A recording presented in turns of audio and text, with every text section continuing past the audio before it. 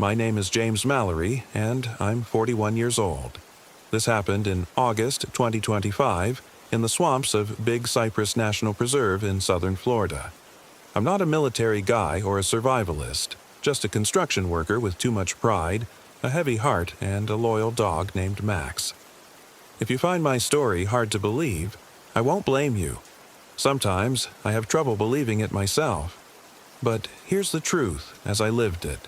I'd signed the divorce papers in July and found myself staring at empty whiskey bottles each night. My friends tried to convince me to go on a normal vacation, but I craved the kind of solitude where phone signals don't reach. Big Cypress National Preserve seemed ideal. I'd heard it could be dangerous. Water moccasins, gators, feral hogs. But I wanted something raw, something that'd force me to test my limits. So I loaded my old airboat with camping gear, a cooler of cheap food, my big green tent, and Max's favorite rubber bone.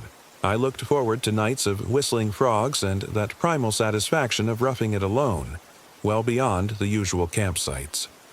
We left at dawn on August 8th. The Florida heat was stifling, but the early hour gave us a break. Max, my 6-year-old German Shepherd, trotted around the boat ramp like we were heading off on the world's greatest adventure. Seeing his enthusiasm made me grin for the first time in weeks. Even though I felt a twinge of sadness every time I noticed my freshly unadorned ring finger, I told myself I'd be a new man by the time I came home. Or at least, that was the plan. I set out into the winding waterways. The cypress trees formed a twisted labyrinth of buttress roots and Spanish moss overhead. In some places, the overhead growth was so thick it felt like a tunnel. The midday sun struggled to break through. My phone buzzed a few times with notification pings, but I turned it off to preserve battery. I wanted to see if I could go the entire trip without technology. After all, this was about escaping, right? By noon, Max and I found a decent spot. A bit of high ground surrounded by a shallow channel. A place with a scraggly oak and some cypress stumps. It was miles beyond any official campsite, so I didn't expect to see another soul. I beached the airboat and hammered in some stakes to keep it secure, just in case. We explored the area while I set up the green tent. There was plenty of tall grass, some cypress knees poking up, and the endless hum of bugs that made the air vibrate. Perfectly remote, like stepping out of time. I'll admit, I felt a pang of guilt about not telling too many people where I was going. I'd left a rough plan with my buddy Jameson, but it was basically, I'm heading to Big Cypress for 4 days. If you don't hear from me by next Tuesday, call the Rangers. I was confident, though. I'd grown up fishing in swampy areas in North Florida, and I was no stranger to alligators or the tangles of wild Florida. Max, for his part, seemed right at home, sniffing everything, tail wagging. That first afternoon was uneventful in the best way. I fished off the airboat, caught a decent catfish, and let it cool in a bucket of water. I whistled old country songs, hammered back a couple of lukewarm beers, and tried to ignore the dull ache in my chest that reappeared whenever my thoughts drifted to my ex-wife. As night fell, I made a small fire using some dry branches and cypress bark. The air was thick with mosquitoes, but I doused myself with bug spray and gave Max a thorough rub-down of the stuff too. We ate the catfish over the campfire, and I was proud of how normal I felt, at least until around midnight. Midnight is an odd time in the swamp. It can be loud with frog calls and insect songs, or eerily silent. On that first night, it decided to hush. The frogs quit. The crickets, too. Even the water's surface was still, like the entire preserve was holding its breath. I was lying in my tent, Max curled at my feet. Suddenly, his ears perked. His lips curled in a low growl. I sat up, heart pounding. Then I heard it, a faint splash. I figured it was a gator or maybe a raccoon. Still, the hush made it all the more unsettling. "Easy, boy," I whispered, unzipping the tent slightly to peek outside. The fire had dwindled to embers, so it was just enough light to see. Nothing jumped out at me, but I had that weird sense of being watched. Eventually, I told myself I was imagining things, probably a small gator testing our scent. I rubbed Max's head and laid back down. After a while, the crickets resumed, and that hush lifted. I could feel my body relax, and I drifted off into an uneasy sleep. Morning came quickly. The sun rose like molten gold through the twisted cypress branches, but it didn't bring the sense of security I'd hoped for. When I unzipped the tent, I noticed footprints in the mud near the water's edge. They were partly washed out and shaped oddly, as if the toes were elongated. I bent down to investigate, my stomach churning a little. Could have been a big raccoon. But they looked almost human, though definitely too narrow, and deeper at the toe pads like someone tiptoeing or walking on the balls of their feet. The hair stood on the back of my neck. I called Max, who was off nosing around a cluster of palmettos, wagging his tail. At least nothing seemed wrong with him. We ate a quick breakfast of granola bars and leftover fish, which in the stark sunlight didn't look too appetizing anymore. I tried to check the time on my phone, but the screen was dead. Odd. I could have sworn I'd turned it off with 80% battery. I shrugged it off. I was out here to escape the phone after all. To take my mind off the footprints, I decided to do some exploring by boat.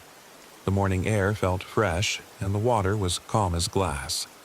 The cypress needles drifted around us like slow confetti. Max perched at the front of the boat, ears pricked. I was scanning the horizon for interesting fishing spots when a voice called out from behind a small stand of trees. "Hello! Over there!" I jumped, nearly tipping the boat. A man in a battered straw hat stood on a slight bank that jutted out into the water. He wore waders and a sleeveless shirt stained with grime and swamp debris.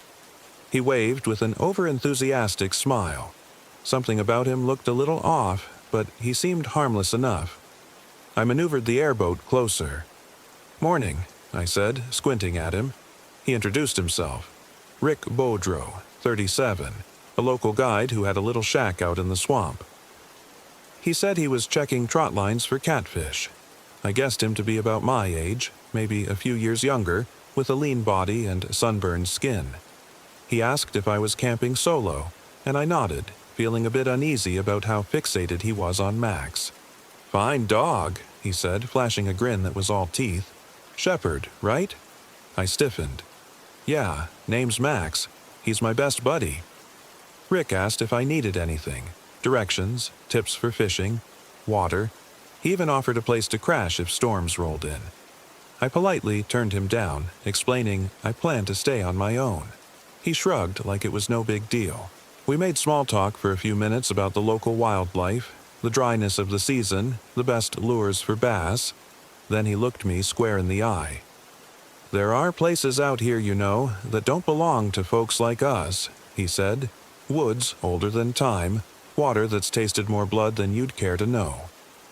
A chill crawled up my spine, but I forced a smile. "Well, I'll try not to poke around those places." He gave a single nod. "Suit yourself. Just keep your dog close." He tapped the side of his head with a muddy finger. "They see things better than we do." Then he tipped his straw hat and waded off into the cypress trees, disappearing like a ghost. After that run-in, I felt unsettled. But I wasn't about to let some cryptic local scare me off. I was here to find my backbone, not lose it. Max and I fished for a while, snagging a couple of small bass. By afternoon, the heat was intense, so we headed back to our campsite. As I shut off the engine and hopped onto the muddy bank, I felt the temperature shift. The air had that thick, stormy heaviness, although the sky was bright. Something about it made me sweat more than usual. I walked over to stoke the fire pit I'd built, wanting to set up a blaze for cooking dinner later, and that's when I noticed something deeply strange. The coals were smoldering like they'd been used recently. But I hadn't lit the fire since the previous night. Also, there were fresh fish bones scattered on the ground. Someone had cooked and eaten a meal in my camp while I was gone. At first, I thought it had to be Rick, but why would he just come cook fish here and leave? My skin prickled. There was a faint smell of fish oil and a sharper odor, almost like roadkill on a hot day. I felt violated. Max growled and sniffed around the ashes, occasionally looking toward the tree line as if expecting someone to emerge. I had half a mind to pack up and find a safer spot, but stubbornness got the better of me. I wasn't about to run off because some weirdo with questionable manners decided to trespass. Maybe I'd just build a bigger fire that night, keep watch. I spent the afternoon searching for dry wood. Strangely, most of it was either wet to the core or too rotten to use. I did manage to gather a decent pile of branches and bark.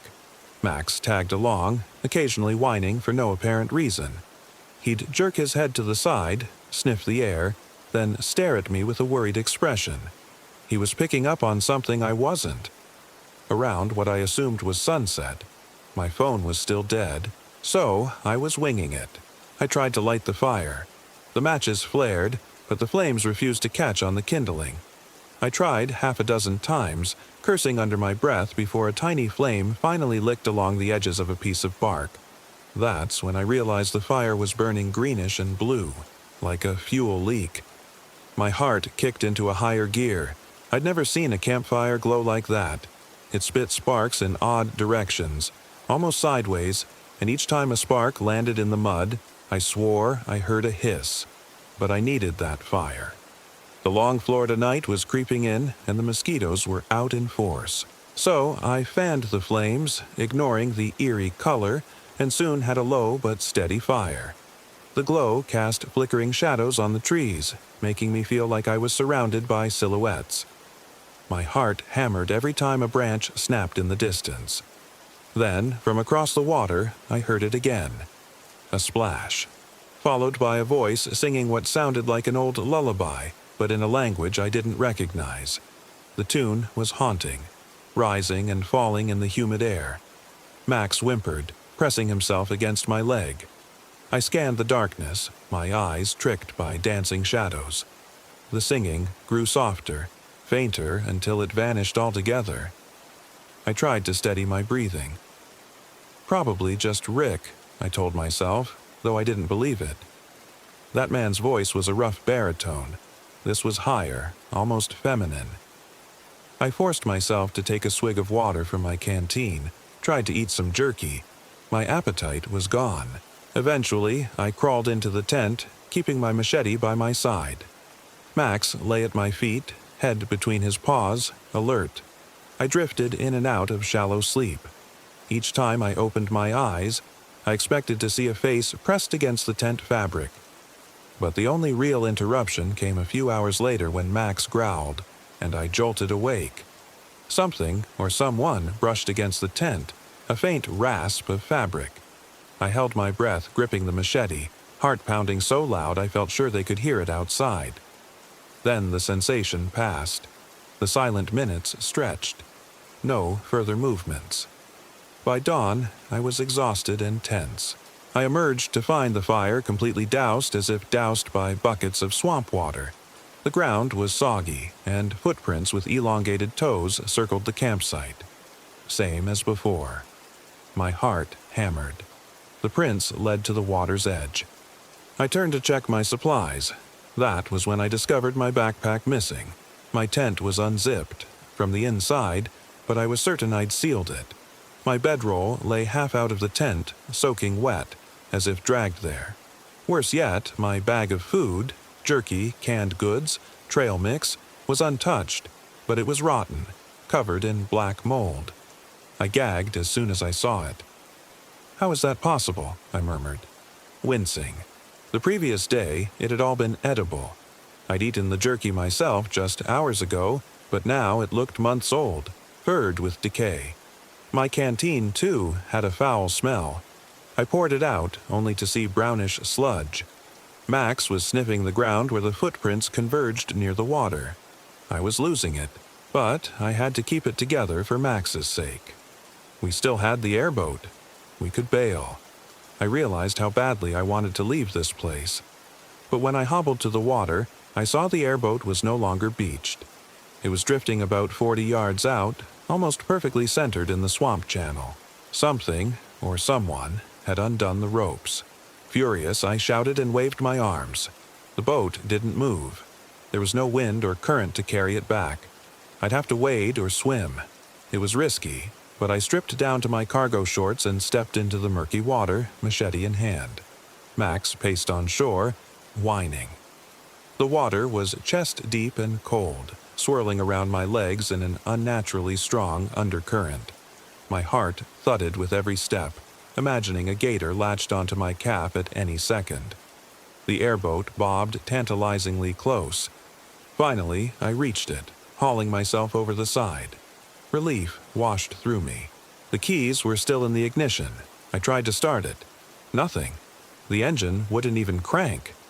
Popping the engine cover, I saw the spark plugs were missing. Not just loosened, they were gone. My boat was sabotaged. A wave of despair hit me. We were stranded.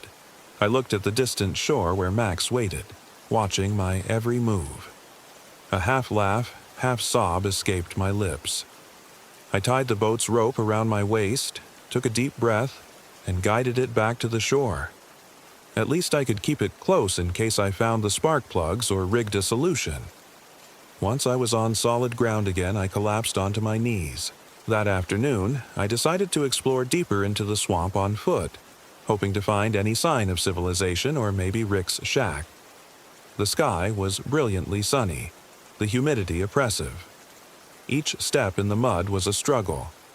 Max and I trudged for what felt like hours, using my compass to keep track of direction. But the needle spun aimlessly, refusing to point north. I tapped it, shook it, still no luck. Even the map I'd brought seemed off. Landmarks didn't match up. I tried to follow the water channels and cypress groves, but it was like they shifted. Eventually, I spotted a half-submerged structure among cypress knees. It had rusted metal walls, a collapsed roof, and a door that leaned crooked on the hinges. We approached cautiously. To my shock, the door had a padlock hanging open. Inside was a single rusted bed frame and a small cast-iron stove. On that stove sat a pan with fresh fish, still steaming. Steam in this blistering heat was subtle, but it was definitely warm. Max sniffed the fish, then whined and backed away. The smell was nauseating, like rotten eggs and stagnant water. Suddenly, a figure darted past the open doorway, a flash of movement. I brandished my machete and yelled for them to stop. Max growled, hackles up. I charged outside, expecting to see Rick. Instead, I saw nothing. Just more cypress trees and the shifting green-brown water. My heart hammered and I called out, "I'm not looking for trouble, just want my spark plugs." No response, just the whir of cicadas. Back inside, we found a ragged sleeping bag, also wet and covered in algae. There were strange symbols carved into the walls. Fish hooks, eye shapes, swirling patterns. My head throbbed staring at them, like they were meant to confuse or disorient. I realized I was trembling. The humidity felt heavier than before, pressing in from all sides. A metallic clank outside startled me. I rushed to the open door again. Out by a cluster of cypress knees stood Rick. He gave me a slow wave, the same grin on his face. "Rick, did you take my spark plugs?" I demanded. He simply tilted his head as if he didn't understand. "Look, man, I just want to get out of here. If you have them, give them back." His eyes flicked to Max. "Your dog seems uneasy," he said. "Maybe he knows something you don't." That voice. It sounded less like the friendly guide I met and more like a flat, mimicked tone. My skin prickled. He didn't blink once as he spoke. I took a step closer, gripping the machete. "Why are you messing with me?" I asked. Struggling to keep my voice steady. He didn't answer. Instead, he turned and walked into the water. But it was deeper than it looked. Should have at least come up to his chest. He waded in waist deep, then chest deep. Finally, he sank entirely out of sight without raising his arms to swim, as though pulled under by a weight. Bubbles surfaced briefly, and then the water stilled. Max barked wildly, but I was rooted in place, heart pounding in my temples. What was that? Some twisted game? Or was he drowning? Should I dive in after him? But what if it was a trap? I took a shaky breath. "We're leaving," I muttered to Max, though I had no idea where we'd go. That shack gave me the creeps. and Rick's bizarre behavior only cemented the idea that something unnatural was happening here. We made our way back to camp just as dusk settled over the swamp. Long shadows stretched across the mud, and an oppressive silence enveloped us. My stomach growled, but my appetite was gone. We had no usable food left anyway. Most of it had rotted. I sipped some water from a spare jug I'd stashed under the airboat's bench seat, relieved to find it uncontaminated. Max drank alongside me, tongues of pink lapping at the water. Tired as I was, I knew I needed to keep watch. Something felt like it was building to a horrific crescendo. I tried the fire again, but the kindling was damp. It smoked, refusing to catch. My matches fizzled out one by one until only a weak, sputtering flame remained. Shadows flickered on the tent walls, dancing like specters. A breeze rustled the cypress branches overhead, but it felt unnatural, coming in sudden bursts that made the moss swirl like writhing serpents. "Stay close, boy," I whispered to Max and laid my machete at arm's reach. We huddled in the tent. I flicked on my flashlight, but the beam was weak. The batteries nearly dead. I tried to calm myself, thinking about a warm bed, an air-conditioned hotel, anywhere else. Sleep came in fits, a half-doze haunted by twisted dreams. Voices singing lullabies. Footsteps circling. I woke up suddenly to a strange noise, a wet ripping sound, like someone tearing open a piece of raw meat. My heart thundered, and I realized Max wasn't next to me. In a panic, I unzipped the tent to find the campsite illuminated by a faint glow, like bioluminescent algae swirling in the water. My eyes searched frantically. Then I spotted him at the edge of the clearing, lit by that pale glow. Max was facing something tall and gaunt that reeked of rot. Its limbs were impossibly thin, the eyes hollow. At first, I thought it wore a woman's face, but the skin looked sloughed and decayed, as if waterlogged. Straggly black hair hung around its shoulders. The stench nearly gagged me. Max barked, lunging forward, teeth bared. The figure turned to me. Its eyes were rimmed in blackness, and it hissed. I froze, unable to process the nightmare before my eyes. The next instant, it scrambled away at an impossible speed, vanishing into the swamp. Max chased but stopped short at the water's edge. "Max!" I shouted, voice cracking.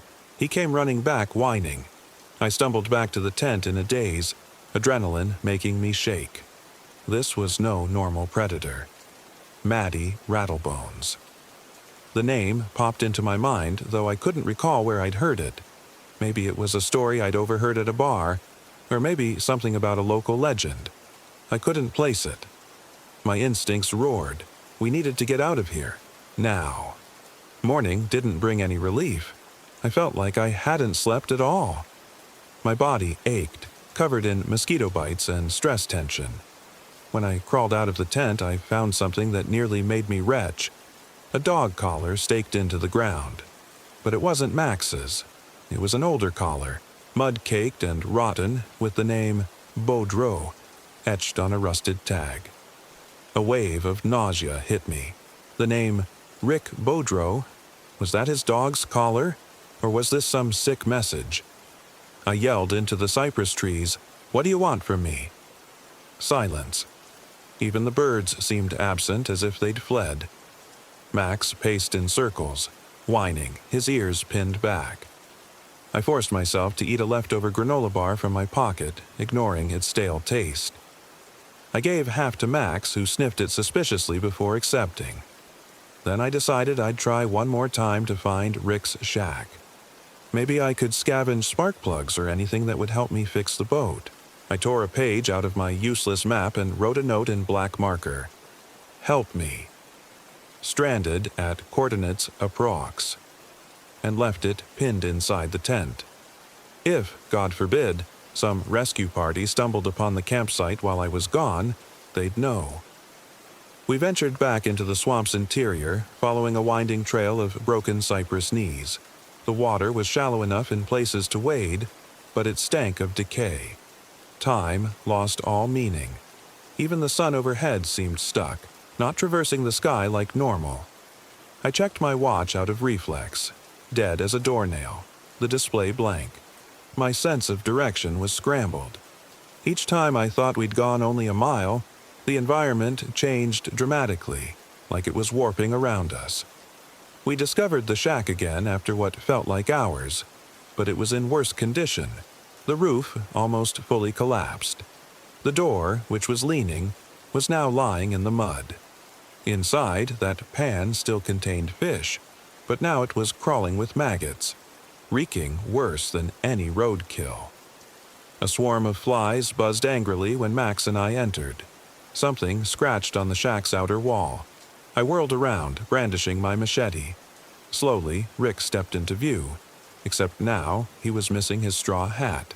His hair hung limp, and the left side of his face looked raw, as if the skin had been peeled away. I recoiled in horror. He grinned, eyes bloodshot and unfocused. "Jim," he said in a guttural voice, "your dog's fine, see?" Max bared his teeth and snarled. "Rick," I whispered, voice trembling, "what happened to you?" He took a step closer, ignoring Max's aggressive stance. "Maddie Rattlebones," he rasped, "lives in the water. She wants something from you." He reached out his hand, the flesh around his fingertips dark and peeling. I staggered back. "Stay away." My heart hammered. Rick ignored my threat. In a blur of movement, he lunged, grabbing for me. Instinct took over. I swung the machete. The blade met his arm with a grisly crack, sinking into the flesh near his shoulder. He let out a gurgling scream, but didn't release me. We both toppled to the floor. A wet, rotting stench filled my nostrils as we struggled. He was impossibly strong for someone so rail-thin. Max leapt onto Rick's back, snarling and biting. Rick screeched, an inhuman sound. Blood, thick and blackish, oozed onto the shack's dirty floor. Somehow, Rick twisted and threw Max off. Rage pulsed in me. I yanked the machete free, raised it, and slashed again, catching him across the chest. He collapsed to his knees, blinking in confusion. Then, unbelievably, he let out a laugh, ragged, wet, and choked with fluid. "Maddie says, 'You can't leave,'" he gasped, black blood dribbling down his chin. Then he pitched forward, face hitting the mud, body twitching. He stopped moving. I scrambled backward, panting, tears in my eyes, my entire body shaking. My mind was a chaotic mess.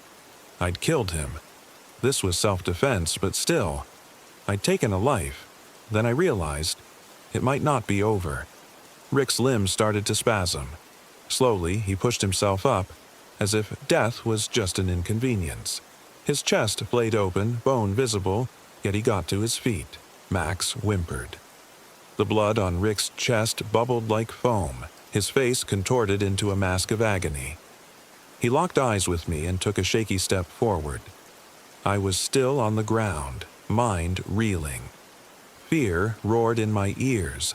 Everything in me screamed that I needed to run. But the door was blocked by Rick's reanimated body. He coughed, a guttural rasp. A wet chunk of flesh slid from his mouth. Then I watched in horror as something else pressed outward from behind Rick's eyes, like a second set of eyelids flickering. His face twisted, lips pulling back, revealing jagged teeth that weren't his. I found myself screaming, but no sound came out. The only reason I got away was because the rotten floorboards of the shack gave way under Rick's next step. He fell halfway through, stuck in the sludge, thrashing wildly. I seized my chance. "Go!" I shouted to Max. We burst out of the shack and ran. We fled until my lungs burned, crossing water channels and thick tangles of cypress roots. The air was impossibly heavy, the sun stuck at some weird midday angle. My sense of time was broken. At some point I collapsed against a moss-covered log, gasping. Max whined, laying beside me, equally exhausted. We were caked in mud, sweat, and probably some of Rick's putrid blood. In the distance I heard that singing again, the lullaby in an unknown language. My breath caught in my throat. I pressed my palm to my temple, willing it to stop. Then I realized something. the date. I'd lost track of the exact day, but I should have been out here only 3 days. It felt like a month.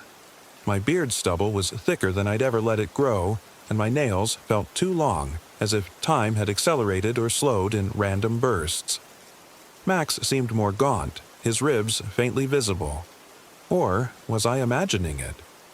We forced ourselves to keep moving, forging a path back toward camp. I had to see if the tent was still there, if I had any supplies left. Part of me expected everything to be gone or turned to dust. When we finally arrived, the sun was dipping behind the cypress trees, maybe evening, but the clearing was still bathed in an eerie half-light. My tent was there, half collapsed. The airboat, too, resting near the shore. I let out a sigh of relief, which died in my throat when I noticed something pinned to the tent flap. My own missing backpack. It was nailed there with a rusty spike, the fabric shredded. I yanked it down, rummaging inside. My clothes were shredded and soaked, my flashlight battered. The first aid kit was empty except for some scattered bandages, and stuffed into the side pocket was a decaying dog collar, not Max's, covered in black slime. My heart raced. "Come on, boy," I said softly, stepping inside the tent. Max followed, uneasy. The interior was all wrong. The sleeping bag was zipped up, but from the inside, as if someone had been sleeping there.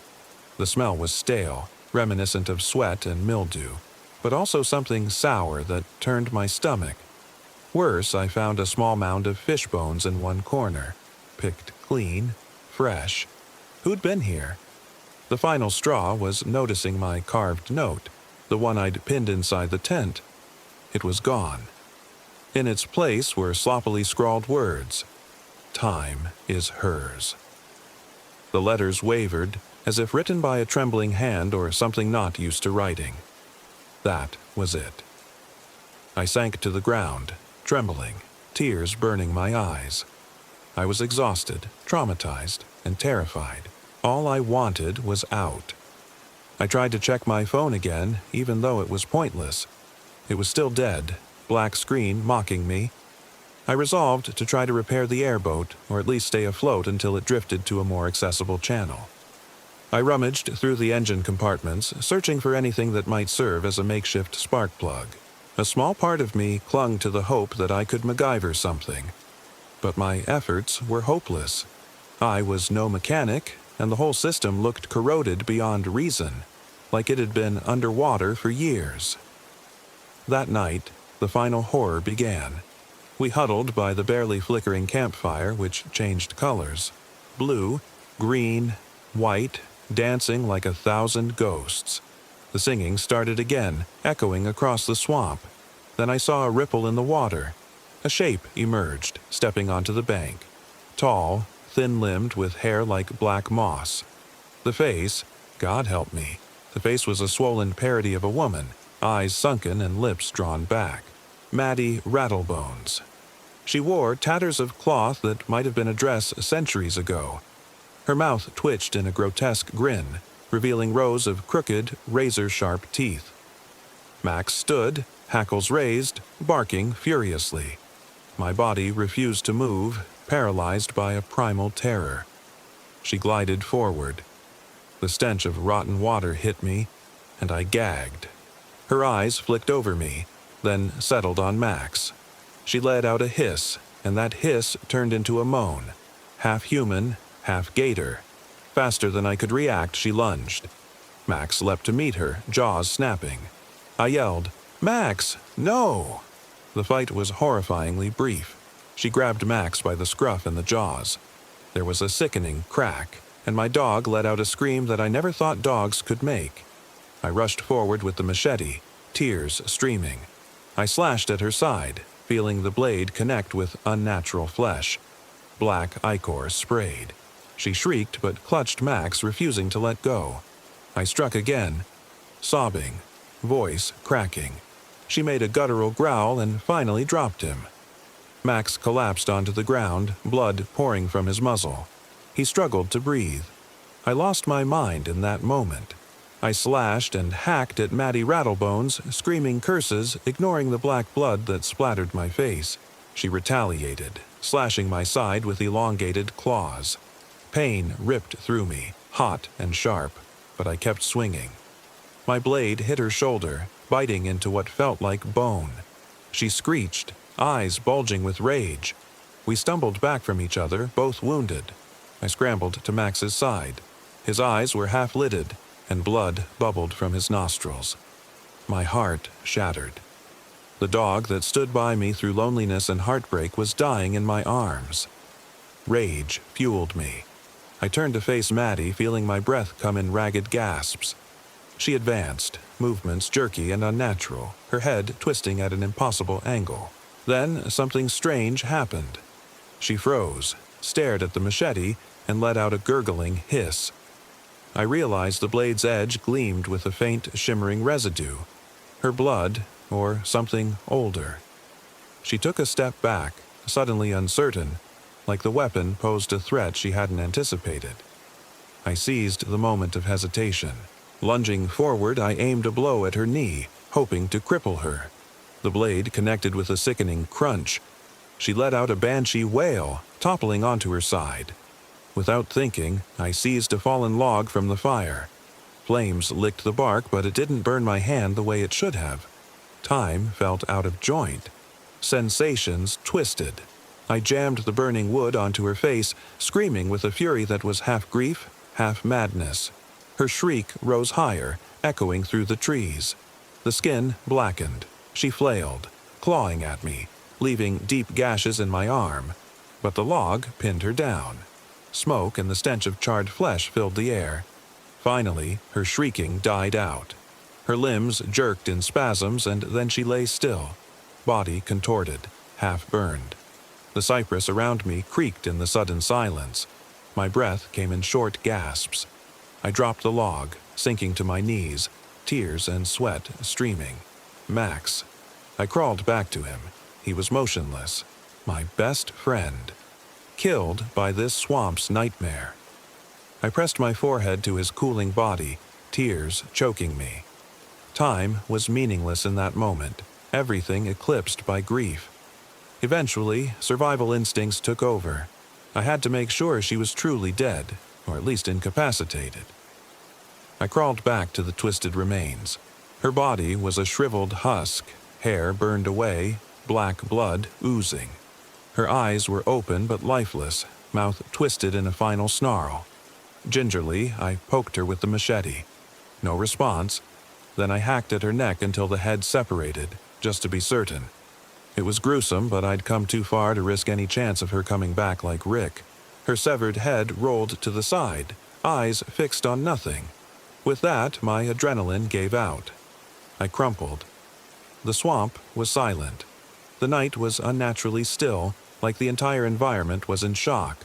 My side bled steadily, and every muscle ached. I spat bile, shaking. After an unknowable span of time, I became aware of faint light on the horizon. Dawn. Or what passed for dawn in this twisted place. I forced myself to stand, ignoring the pain, and grabbed my shredded backpack. There was a roll of duct tape inside. I taped up my side to try and slow the bleeding. Gritting my teeth, I told myself, "You have to get out. Now." I limped to the airboat, half expecting it to be gone. But it was still there, tied up where I'd left it. The rotted engine stared back at me, spark plugs missing. I had no illusions of fixing it. But I noticed a small paddle strapped under one of the seats, a cheap plastic one I'd thrown in just in case. My plan was insane. Paddle the airboat as if it were a raft, hoping I could navigate out of the deeper channels. I took one last look at Max's body, heartbreak twisting my gut. I couldn't bury him in this mud, not properly. The idea of leaving him to the swamp tore at my soul, but staying meant certain death. With trembling hands, I closed his eyes, whispered a final goodbye, and trudged to the boat. My tears blurred the world as I climbed in. The next few hours were a nightmare of physical pain and mental torment. I used the paddle to push the boat through shallow channels under low-hanging cypress limbs. My arms felt on fire. I was losing blood, and each stroke drained my strength. I saw shapes in the water, glimpses of pale limbs, silhouettes that might have been gators or drowned souls. I couldn't tell which. The line between real and imagined was razor thin. At one point, I saw a figure on the bank, Rick, or what was left of him. He stood motionless, the torn side of his face glistening in the sun. I didn't stop paddling. With a trembling grin, he simply watched me drift past. His eyes never left me, but he didn't move. Maybe he couldn't. Maybe the swamp was done with him. I kept paddling, refusing to look back. Time twisted again. The sun soared directly overhead, then sank behind the trees in what felt like minutes. My arms burned, my wound throbbed. I felt a creeping numbness in my legs. Dehydration threatened to overwhelm me. I scrounged a half bottle of water from under the seat, gulping it down greedily. By some miracle, I eventually spotted a ranger shack on a slightly raised boardwalk. It looked weather-beaten but still intact, the sign overhead proclaiming it was part of a fire watch station. I nearly collapsed in relief. In a daze, I tethered the boat to one of the posts, pointless as it was, and stumbled up the steps. The door was locked. In a fit of desperation, I slammed the butt of the paddle against the handle until it broke open. Inside was dusty, with a couple of metal cots and a radio station. My heart soared. Civilization at last. But the radio was an older model, and the battery was missing. I rummaged through drawers, hoping for a first aid kit or a phone. I found a half-empty kit with some bandages and antiseptic. No phone, no battery. Still, I set about cleaning and dressing my wound, ignoring the savage pain. Each breath was a reminder of the claws that tore my side. I collapsed on one of the cots. Half delirious, I told myself I'd rest for just a moment. Then, I'd search for a working radio or maybe flares. My vision blurred, mind spinning with feverish images. Max's broken body, Matty Rattlebones hissing in the moonlight, Rick's grin in the swamp. I prayed that some ranger would find me, that I'd wake up to the sound of rescue. Darkness swallowed me. When I came to, watery sunlight filtered through the cracked window. I had no idea how long I'd been out. My side burned like acid, and the bandages were soaked with fresh blood. I noticed the door was propped open.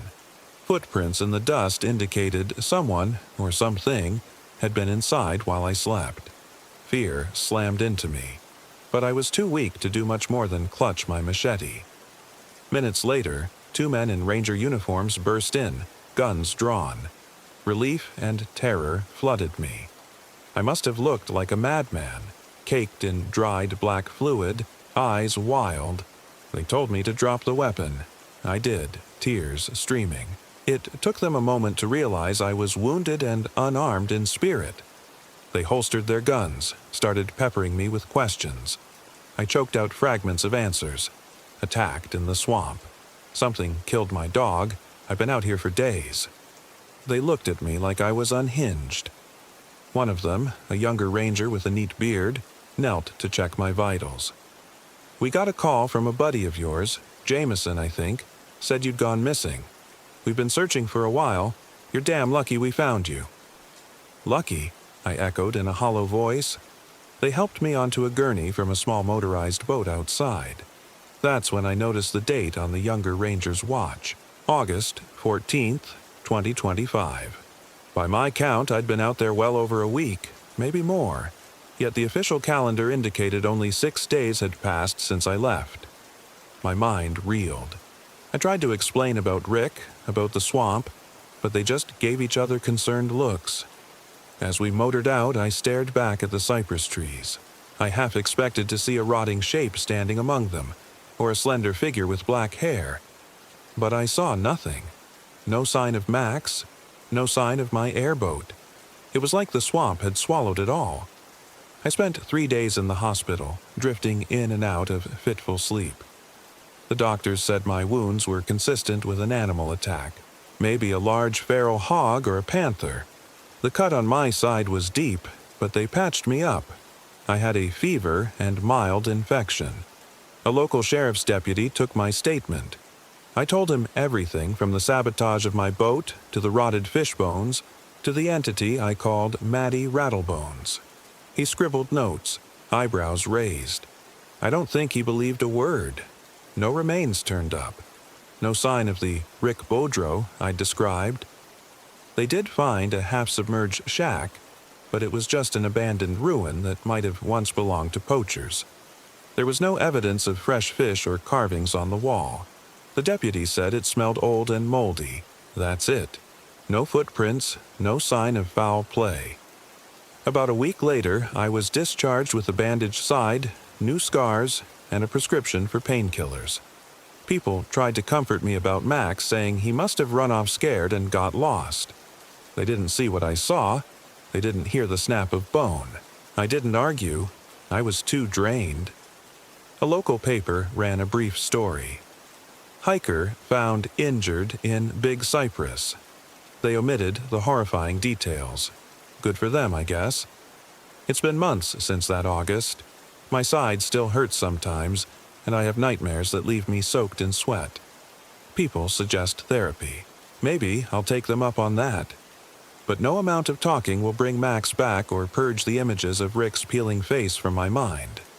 Some nights I think I hear a distant lullaby, the same tune drifting through my open window, beckoning me. It's probably just my imagination. I haven't told many people the full truth, because who'd believe it? That I fought a rotting swamp hag and saw her wear a man's skin like a suit? That I paddled an airboat through a labyrinth of time-warped channels? Instead, I leave out the parts that sound insane. But I remember every detail. I remember how the fire glowed blue and green, how the footprints circled my tent, how Maddie Rattlebones hissed right before she tore my dog in half. Every so often I look into a mirror and swear I see a flicker of something behind my eyes. Something cold, ancient, a piece of that swamp stuck inside me, feeding on my fear. The doctors say it's just trauma, but I'm not so sure. I keep the faucets turned off at night because I can't stand the sound of running water. It reminds me of that final screech, or Rick's watery grave, or something else beyond rational explanation. I haven't lit a campfire since. In fact, I haven't gone camping, period. Not sure I ever will. When I drink a glass of water, I sometimes see reflections. My own face contorted, or maybe a burnt visage behind me. It could be Maddie Rattlebones, whispering that time belongs to her, that I can't truly leave. So I pour the water down the sink, leaving the glass empty. If I'm thirsty, I drive to the gas station for a bottle. I don't trust what comes out of the tap, not anymore. They say Big Cypress is a place of timeless beauty, home to ancient secrets. I believe it, more than I care to. Part of me wants to go back and burn the entire swamp to the ground, to ensure nothing can slither out of that black water ever again. But that'd be a fool's errand. The swamp is too big, too old. It was there long before us, and it'll remain long after. So I go about my life, a little more broken, a lot more paranoid. I carry a heavy sadness in my chest for Max, for the life I had before. Sometimes, in the dead of night, I feel the urge to check behind every door and inside every closet, expecting to see Rick's face or hear the sloshing steps of Maddie Rattlebones. My heart pounds until I remind myself I'm not in the swamp. I'm safe in my little apartment with the door bolted shut. Safe, but never at peace. I'm James Mallory, 41 years old, and this is what happened to me in August of 2025. Believe me or don't, it makes little difference. I only know I survived something that wasn't supposed to be real, something best left unseen. And if, by chance, you ever plan to venture deep into Big Cypress, or any other remote wilderness where the map lines blur, consider taking a friend. Or better yet, stay home, because if you wander too far, you might find that the land out there isn't yours at all. It belongs to something else, something that can bend time and feast on your soul. And trust me, you don't want to meet it. I certainly never did.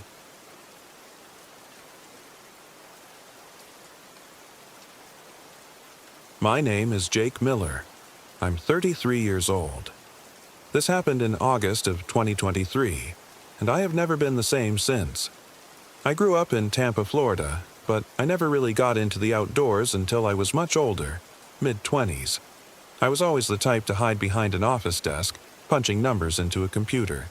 I worked as an accountant in a mid-level firm, the kind that keeps you cooped up inside the same four walls day in and day out. After a painful divorce earlier this year, all I wanted was a break from the confines of city life. My therapist suggested I take a vacation, get unplugged, and do something radical, like camping in an isolated place. Big Cypress National Preserve was my choice. Rugged, isolated, and teeming with wildlife. Exactly the sort of place I thought would shake me out of my funk and help me move forward.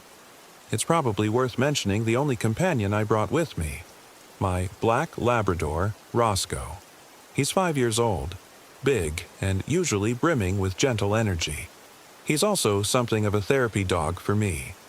After the divorce, I poured most of my affection into him. He never complained about my moods or my long office hours, never judged me for any of my life choices. Roscoe was just happy to be by my side, an unwavering presence I could count on. I arrived at Big Cypress on a Sunday afternoon. The humidity was brutal, but I had prepared for that. I'd spent the weeks before reading up on wilderness tips, planning routes, checking maps, and purchasing some new gear.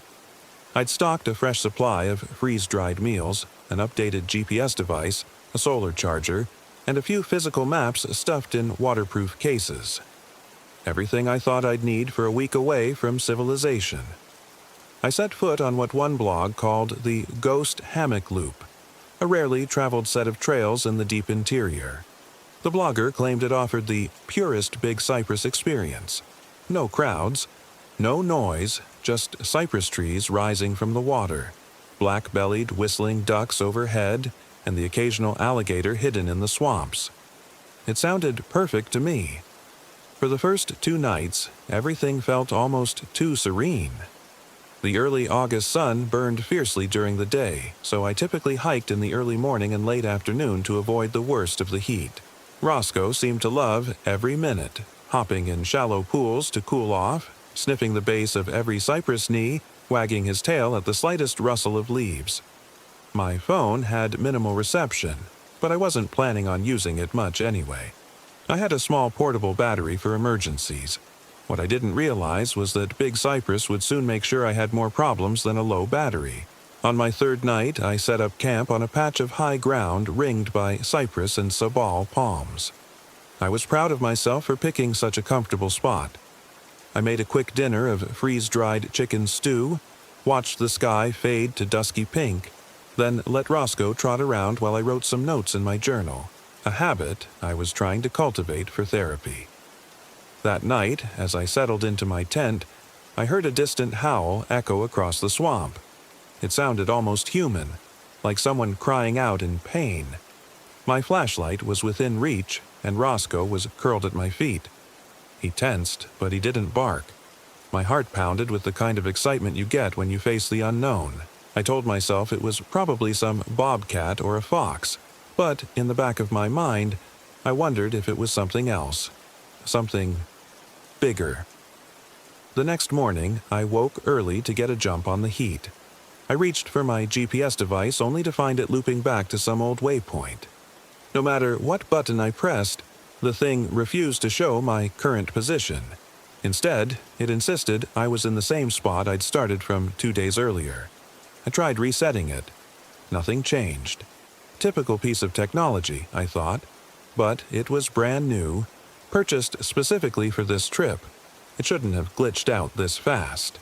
With a sigh, I switched to using my physical map. I would just do things the old-fashioned way. At first, the map worked fine. The marked trail was easy to follow, and I kept track of my pace by referencing the distinctive curve of the waterways, the positions of cypress clusters, and the occasional wildlife clearing. But as I pressed deeper into Big Cypress, I noticed something unsettling. I'd pass a particular tree, one with an unusual scratch pattern, long raking marks that might have been made by some large cat or maybe even a bored hiker. I'd note it in my mind, keep going for a half-mile or so and pass the same tree again.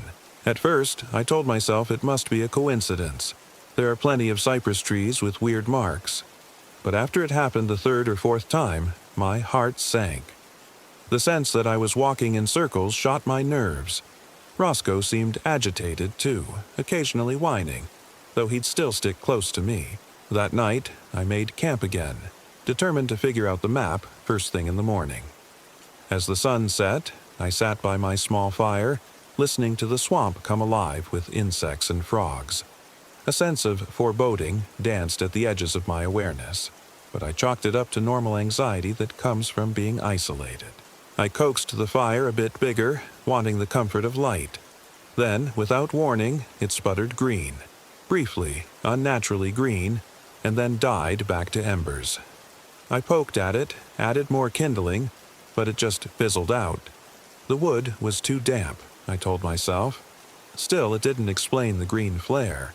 I managed to get a small flame going again, smaller and weaker than before, and decided to just let it burn down. I crawled into the tent with Roscoe, trying to shake off the unease. I drifted into a restless sleep, waking up sometime around 2 in the morning with the distinct feeling I wasn't alone. The night was darker than sin. My eyes struggled to adjust as I fumbled for my flashlight. When I flicked it on, I saw Roscoe bristling, staring at the walls of the tent. Then came a soft, scratching sound, something like nails or claws dragging along the rainfly. Roscoe didn't bark.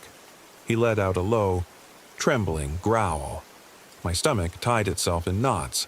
I pictured a bear, maybe a panther. Big Cypress does have Florida panthers after all. But those scratch marks? They sounded too deliberate, almost human in their cadence. Taking a deep breath, I unzipped the tent, shining my light across the clearing. Nothing but blackness and the twisted shapes of cypress trees. The scratching stopped instantly. Roscoe peeked his head out behind me, but he whined as if telling me this was a bad idea. I checked around the tent, circled it once. Then I caught it. Footprints in the mud. The beam of my flashlight revealed a ring of footprints, pressed in a perfect circle around the entire tent.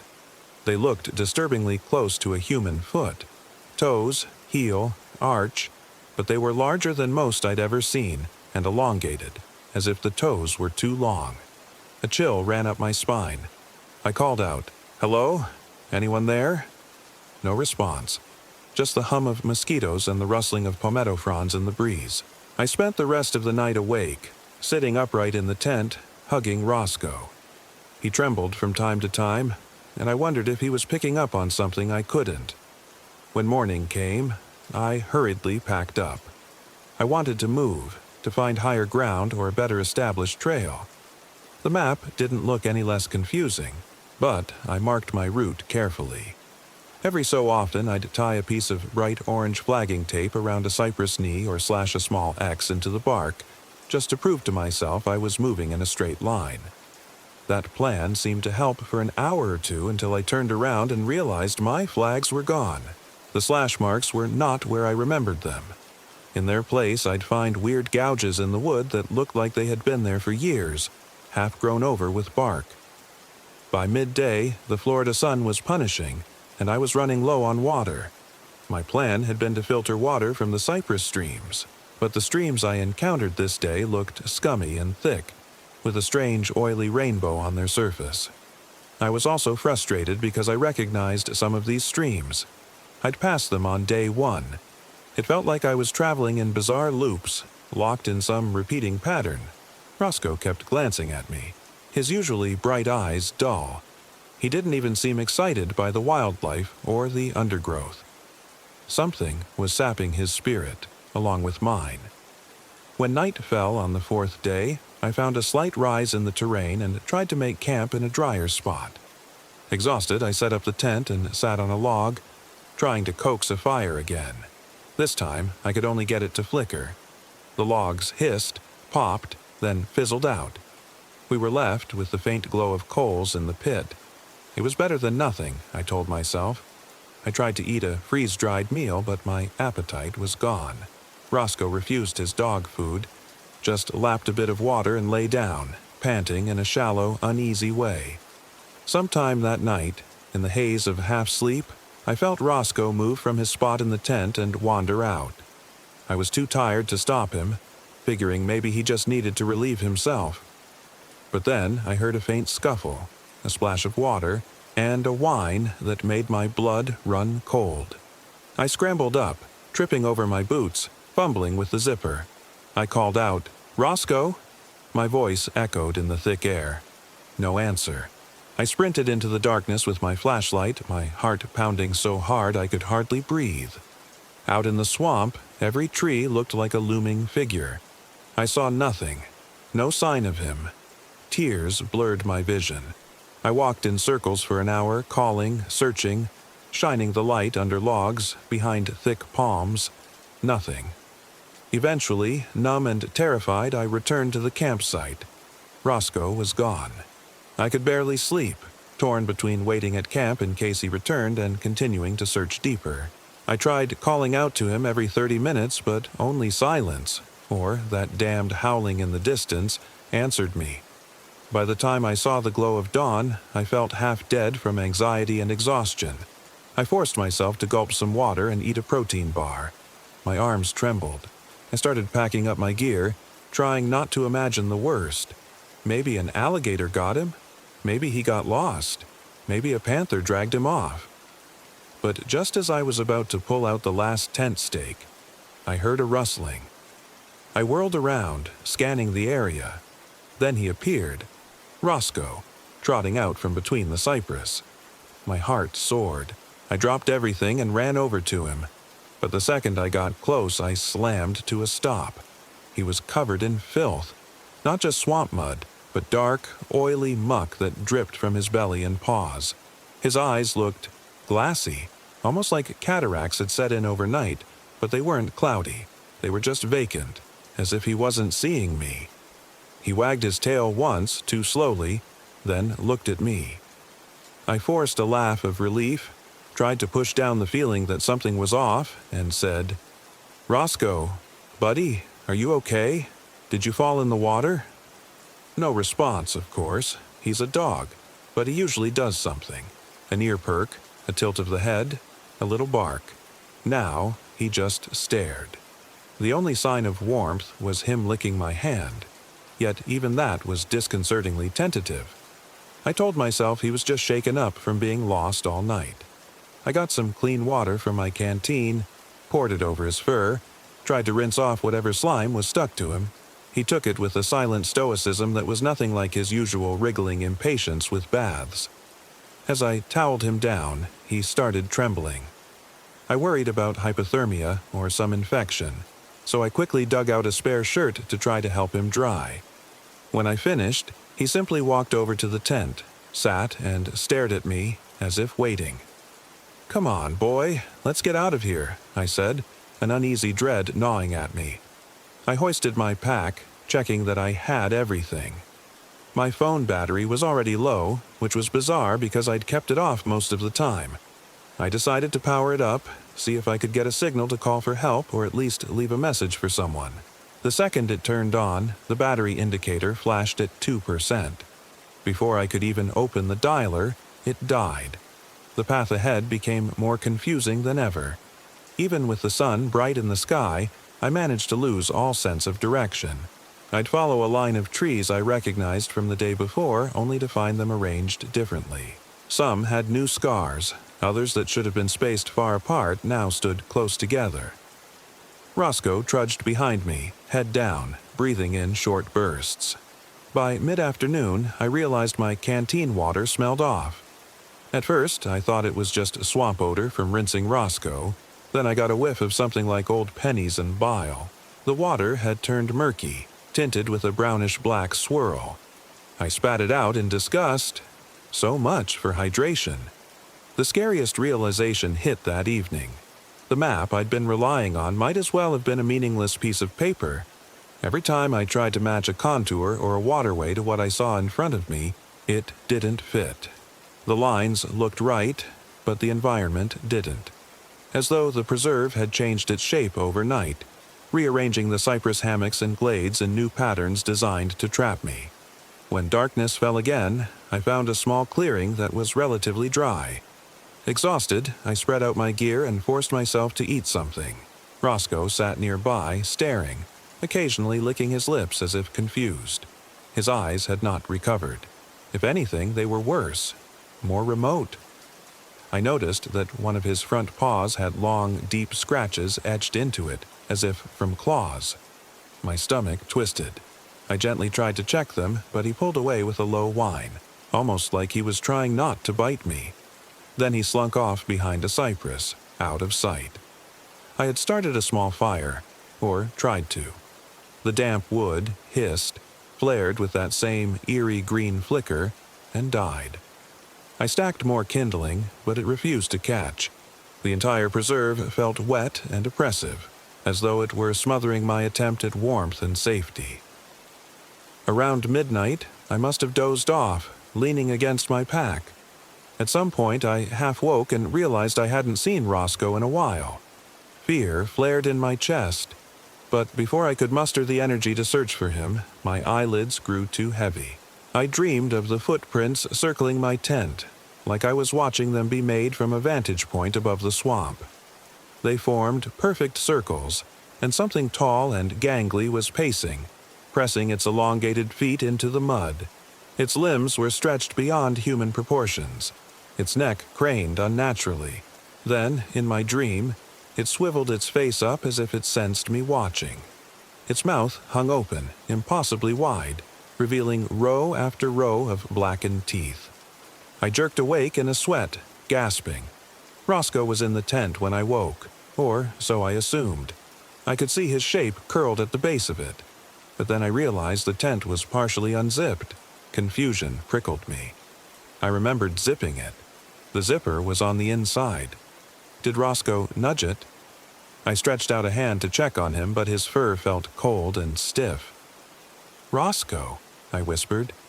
No response. Panic surged. I yanked open my sleeping bag to look more carefully.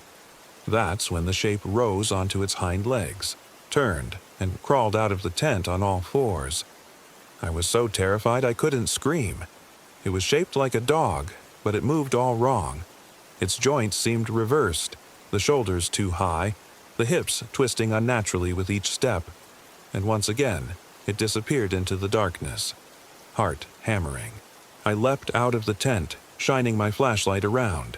The beam flickered, threatened to die, then sputtered to life again. There, at the edge of the clearing, Roscoe stood, or something that resembled him. His fur was matted. His eyes caught the light and glowed a sickly yellow. He blinked once, slowly, then turned and trotted back out of sight. Every hair on my body stood up.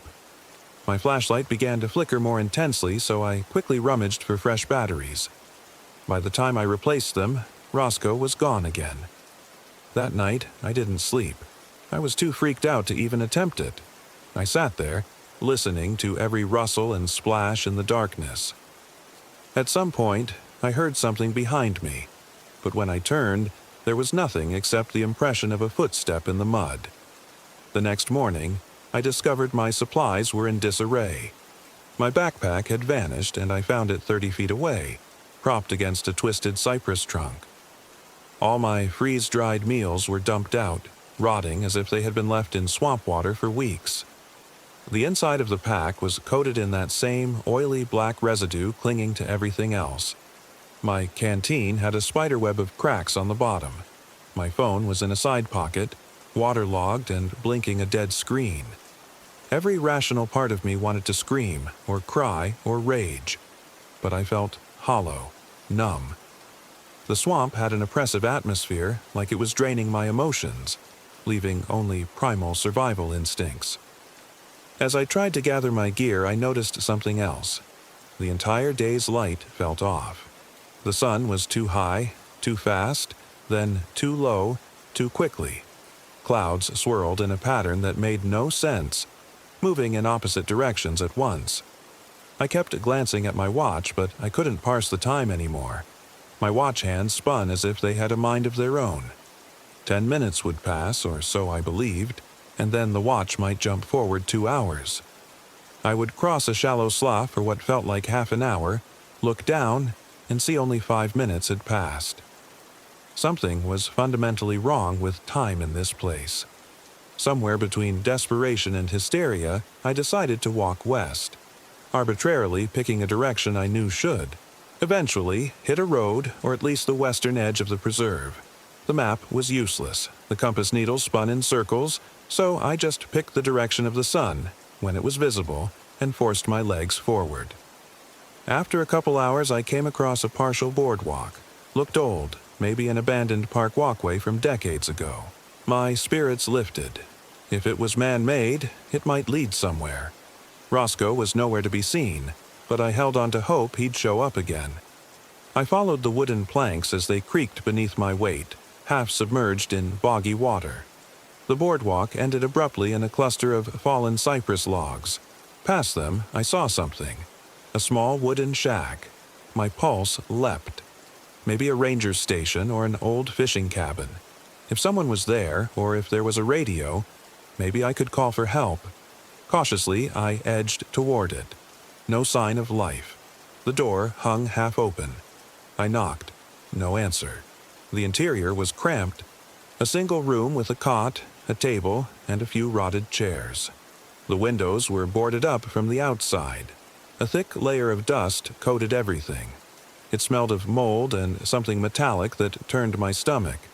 On the table lay some scattered papers, a battered journal, and an empty coffee cup. The place looked like someone had abandoned it in a hurry. I scanned the room for anything useful.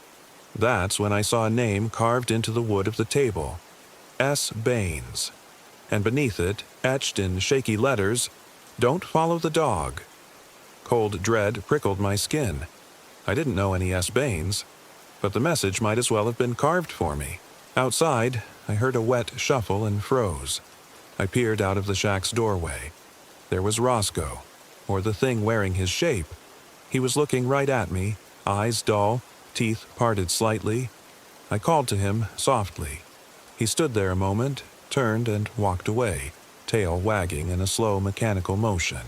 That's when I heard a faint gasp from behind me. Startled, I spun around. A man stood in the far corner of the shack, hunched and wide-eyed. I had no idea how I missed him before. He was gaunt, with sunken cheeks, wearing torn cargo pants and a stained t-shirt. He looked like he'd been out here for weeks. At first, I wondered if he was real. Then he opened his mouth and rasped, Don't. Let it inside." His eyes flicked to the door, then to me.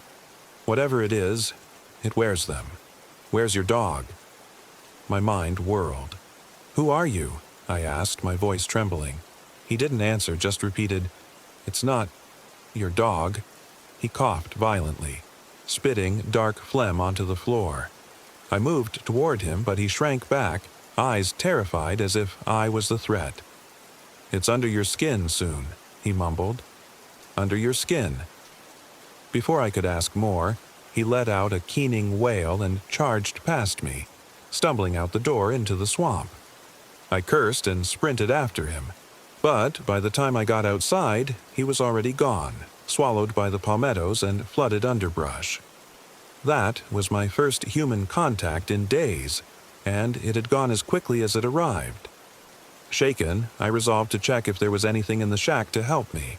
A radio, maybe. I found a shortwave radio in a corner, but it was smashed beyond repair. The battered journal was damp, half the pages stuck together. I tried flipping through it. Most entries were illegible. The few lines I could read mentioned something about footprints, time loops, and illusions. Another mention of a dog. Another mention of "Don't follow the dog. It's not real." My heart hammered.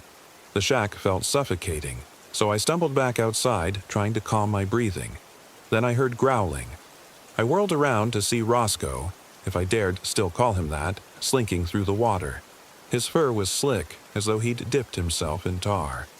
He locked eyes with me, those filmy orbs radiating a weird intelligence. I could have sworn I heard a voice whisper inside my head, "Stay." Suddenly, he lunged. I threw myself to the side, splashing into knee-deep water. He flew past, teeth snapping. Normally, Roscoe would never attack me. Now there was no sign of the gentle animal I loved. Every hair on my arms stood up as I realized I might have to fight him. Fight whatever had taken his shape. I scrambled up, slipped on something slimy, and fell again, bruising my elbow. Roscoe twisted around, crouched low, and snarled. His lips curled back, revealing teeth that looked longer, sharper, as if they had grown. I gripped a piece of broken wood from the shack, holding it out like a baton. "Roscoe, please," I begged, tears stinging my eyes. "I don't know what's happening." Another lunge. I swung the broken wood. He yelped as I struck his side, rolling in the murky water. My heart wrenched, but I forced myself to remain ready. He rose unsteadily, and for the briefest moment he let out a soft whine, like my Roscoe returning. Then the thing, growled again, deeper and advanced. My entire body shook. As he lunged once more, I swung. The wood connected with a sickening thud. He went limp, sliding into the water. I gasped, blinking away tears. I wanted to rush to him, help him, but I remembered the warning. "It's not your dog." My breath came in ragged bursts as I watched him float, face half submerged, black fluid staining the swamp around him. I stood there, unsure if I'd just killed the real Roscoe or ended some monstrosity's life. Every muscle in my body felt like it was on fire. I stepped closer, arms trembling, and reached out gingerly. Suddenly, the body twitched, and it let out a low moan, a horrifying half-bark, half-human groan. I screamed, dropping the wood. My foot snagged on a submerged root and I tumbled backward. By the time I looked again, it was dragging itself away, deeper into the cypress, leaving a trail of black slime. I lay there, shaken and bleeding from a shallow cut on my leg. Part of me wanted to chase after it, but fear rooted me to the spot. That was the last time I saw it in full daylight. For hours, I sat near the shack, numb. The Florida heat battered me, mosquitoes feasted on my arms, and I barely noticed. My mind was unraveling. A part of me considered that maybe I'd lost it completely, that none of this was real. Yet the bruises on my arms, the cut on my leg, and the rotting supplies in my pack insisted otherwise. As dusk approached, I forced myself to leave the shack in hopes of finding a main trail, or at least some signage pointing to an exit. I walked in what I guessed was a northwest direction, anything to escape deeper swampland. But the sense of time skewed. The sky darkened too quickly, shadows stretching across the water in unnatural angles. There were times I'd look up and see the sun a hand's breadth above the horizon, then 5 minutes later find it fully set. Eventually, I stumbled upon a patch of high ground, a place that reminded me of my campsite from the second night. The layout was eerily similar. Same semicircle of cypress trees, same cluster of palmettos. But the campfire pit I expected to see was gone. Instead, a fresh ring of footprints circled the clearing. My breath caught in my throat. They looked identical to the footprints I'd seen before, in that perfect ring formation. My footprints? Possibly. But the spacing was off, the shape too large. I didn't have many options. I was desperate for rest, so I pitched my tent.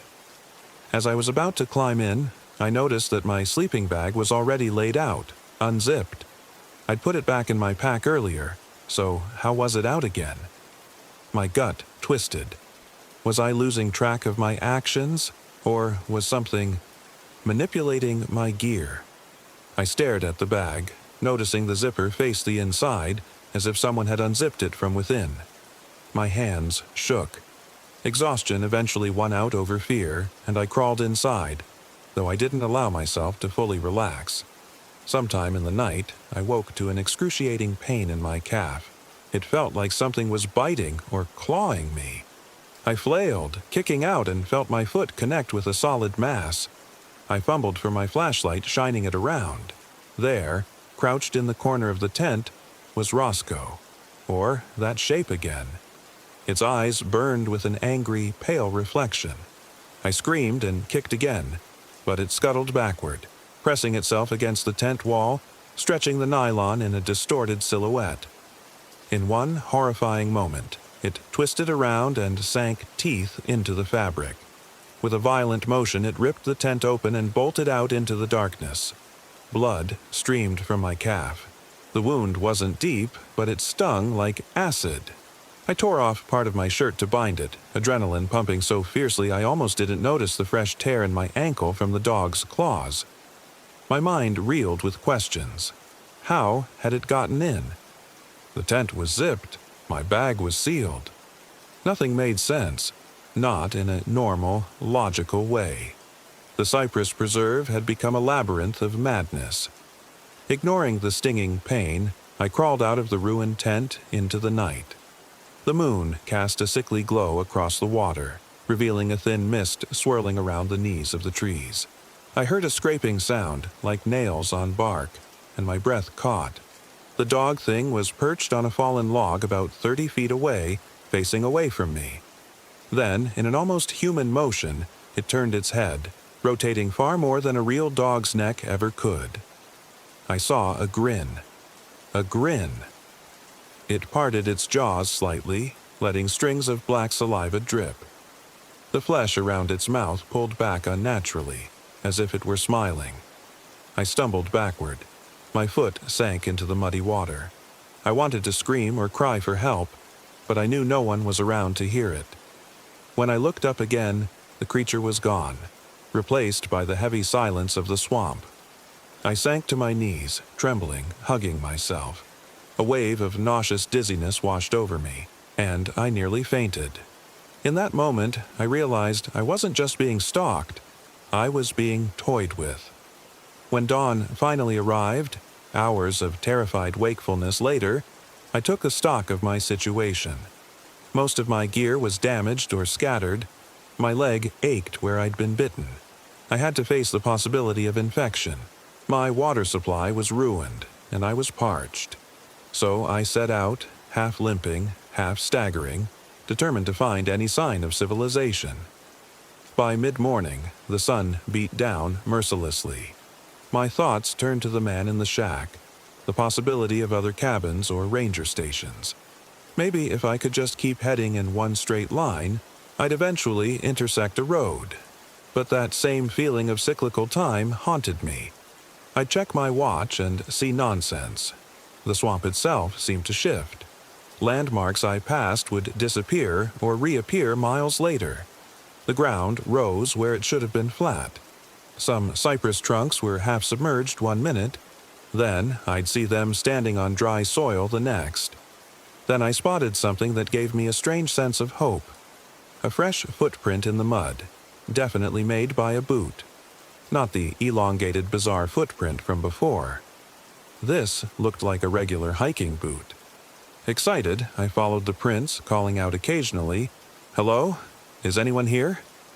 My voice echoed, and once I thought I heard a faint reply, a voice too low to make out. Encouraged, I pressed on. The footprints led me to a small clearing where a weathered man with a salt and pepper beard stood by a cypress stump, rummaging in a backpack. Beside him was a teenage boy, maybe 14 or 15, also rummaging for something. Relief flooded me. I wasn't alone. "Hey!" I shouted, staggering forward. "Thank God I've been lost out here. Something's after me. My dog, please, The man looked up in alarm. He had a rifle slung over his shoulder. He immediately reached for it when he saw my bedraggled state. The boy clutched the backpack. "Who are you?" the man demanded. I told him my name, trying to speak calmly. "Jake Miller. Something's not right. I've been stuck out here. My dog vanished, then came back. Changed." My words tumbled out. The man's eyes narrowed and he glanced at my torn clothing, my bandaged calf. "Look," I added, "I'm injured. I need help." The boy, wide-eyed, whispered, "Dad, is he telling the truth?" The man lowered his rifle a fraction. "We've been out here hunting hogs," he said, "but something's run all the game away. We've heard weird sounds at night, saw footprints." He paused, looking me up and down. "You alone?" I nodded. Then I explained the horrors I'd seen. The man, he introduced himself as Rick, listened with a mix of skepticism and fear. The boy, Toby, stared at me like I was a ghost. Eventually, Rick muttered, "We'll help you, but if you try any funny business..." He patted his rifle. I convinced them to let me tag along until we found a way out. Rick claimed he had a GPS, though it was acting up. He also had a physical map, which looked close to mine.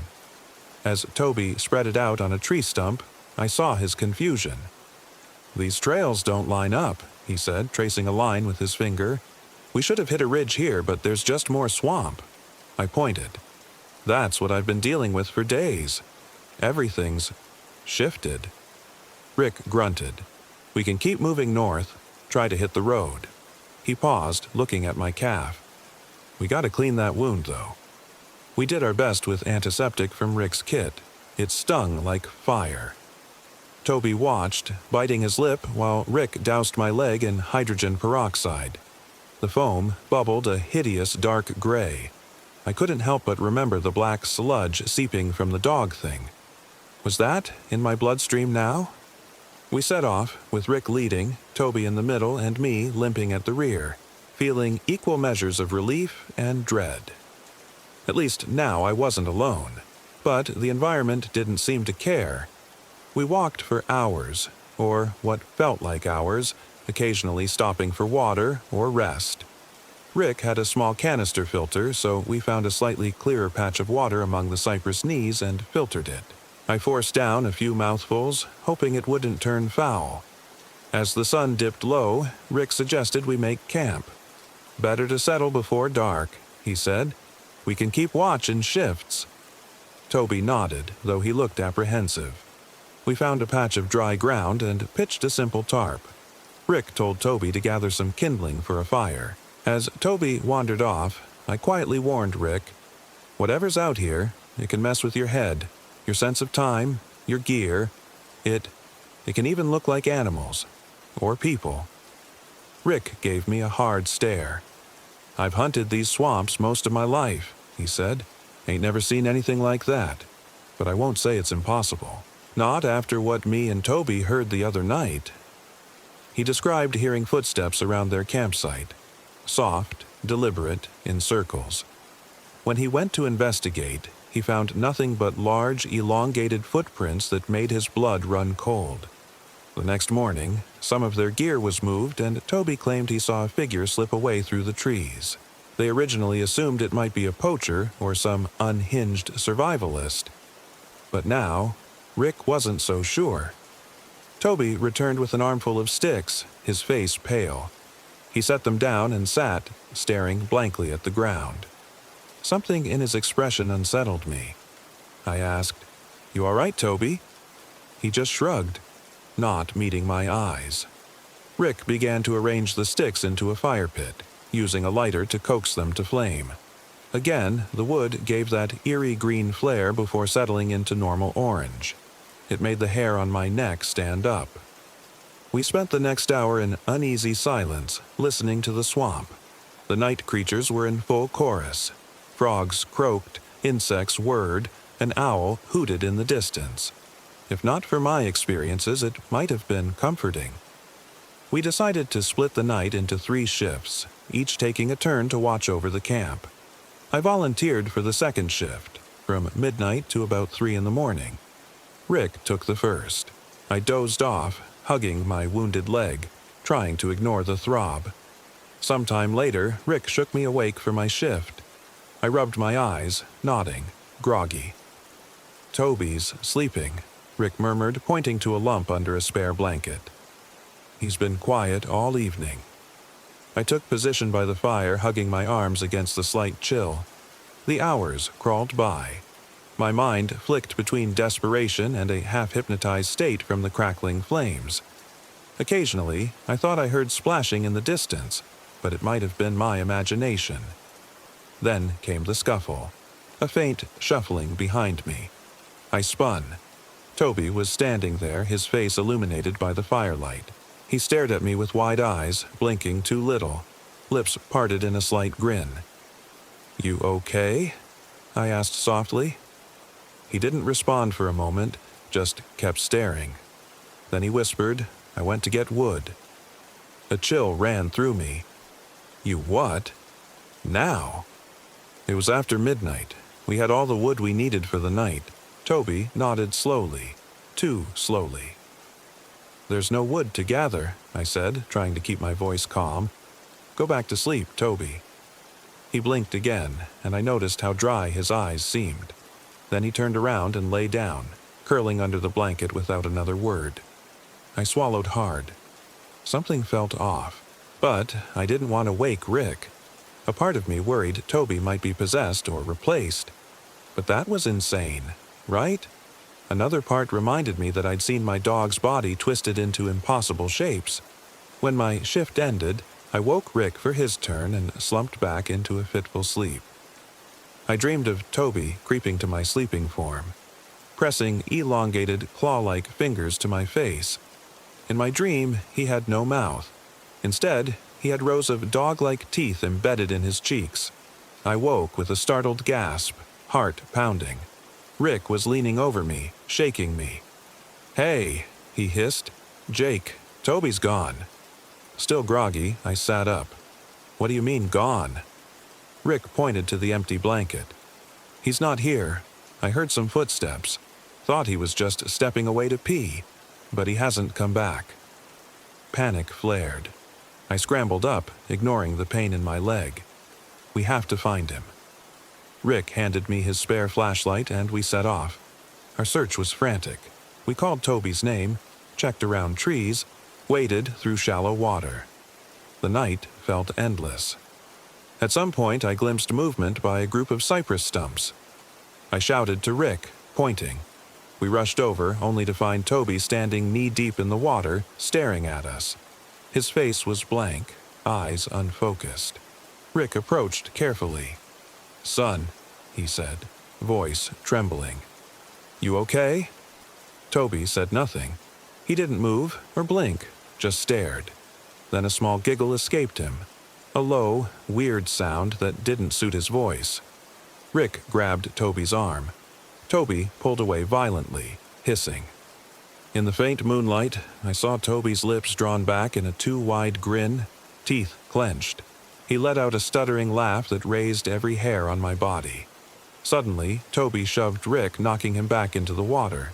I froze for a second, not believing what I was seeing. Toby advanced on Rick, arms twitching like a puppet on strings. Rick scrambled up, pushing Toby away. Toby's head lolled to one side, then snapped back. He lunged at his father. I shouted and rushed forward, trying to grab the boy from behind. Toby whipped around with a shocking burst of strength, raking his fingernails across my arm. They felt unnaturally sharp. I cried out, stepping back. Meanwhile, Toby tackled Rick into the water, forcing his head under. Rick's legs thrashed, arms flailing. Without thinking, I swung my flashlight at Toby's back with all the force I could muster. It connected with a hollow thump. Toby let out a guttural moan and released Rick. Rick gasped and spluttered, scrambling to his feet. "Toby, stop," he croaked. Toby turned to us, shoulders quaking, his face twisted, eyes rolling wildly. Then his features slackened for a moment, and in a soft, childlike voice he whined, "Dad!" My heart nearly broke at the terror in his voice. He reached a trembling hand toward Rick, who stumbled forward, tears in his eyes. "Toby," Rick whispered. But the instant Rick tried to embrace him, Toby lunged again, mouth snapping, teeth clacking against Rick's shoulder. Rick screamed. I grabbed Toby around the waist, wrestling him off. We tumbled backward. He slashed at me with those nails, leaving burning gouges in my shoulder. Rick, bleeding from the bite, managed to raise the butt of his rifle. "I'm sorry, Toby," he murmured, tears streaming down his face. Then he brought the rifle down with a sickening crack. Toby collapsed in the shallows. Rick staggered forward, sobbing, cradling his son's limp body. Water around them clouded with dark fluid, though I couldn't tell if it was Toby's blood or something else. I wanted to cry out, "Do something," but shock had me paralyzed. A moment later, Toby spasmed, eyes snapping open, his grin returning full force. Rick screamed as Toby tore at him with inhuman ferocity. The water churned. I saw Rick's face contort in agony, blood streaking his cheek. Toby was making a low, guttural noise somewhere between a growl and laughter. I heard bones crack. Horrified, I grabbed the rifle from the water, trembling. I'd never fired a gun at a person in my life, let alone a child. But Toby looked nothing like a child anymore. He was all twisted angles, face contorted. I squeezed the trigger. The recoil knocked me back. The shot thundered in the swamp air, ringing in my ears. When I looked again, Toby lay motionless, water lapping against his body. Rick sobbed uncontrollably, clutching his ravaged arm. Blood oozed from deep gouges and the bone looked fractured. My mind spun, guilt and horror warring inside me. "I'm sorry," I stammered to Rick, still reeling. "I didn't know what else to do. He was going to kill you." Rick just stared at his son's body, mouth open in silent grief. Then he slumped over, fainting from blood loss or shock. Terrified he might die, I dragged him onto slightly higher ground and tried to stanch the bleeding. Everything was a blur. My own injuries throbbed. Fear drowned out rational thought. Toby's body was still, but I couldn't stop thinking it might jerk up and attack again at any second. Somehow, I tended Rick's wounds with the meager supplies I had. He regained consciousness briefly, muttering incoherently.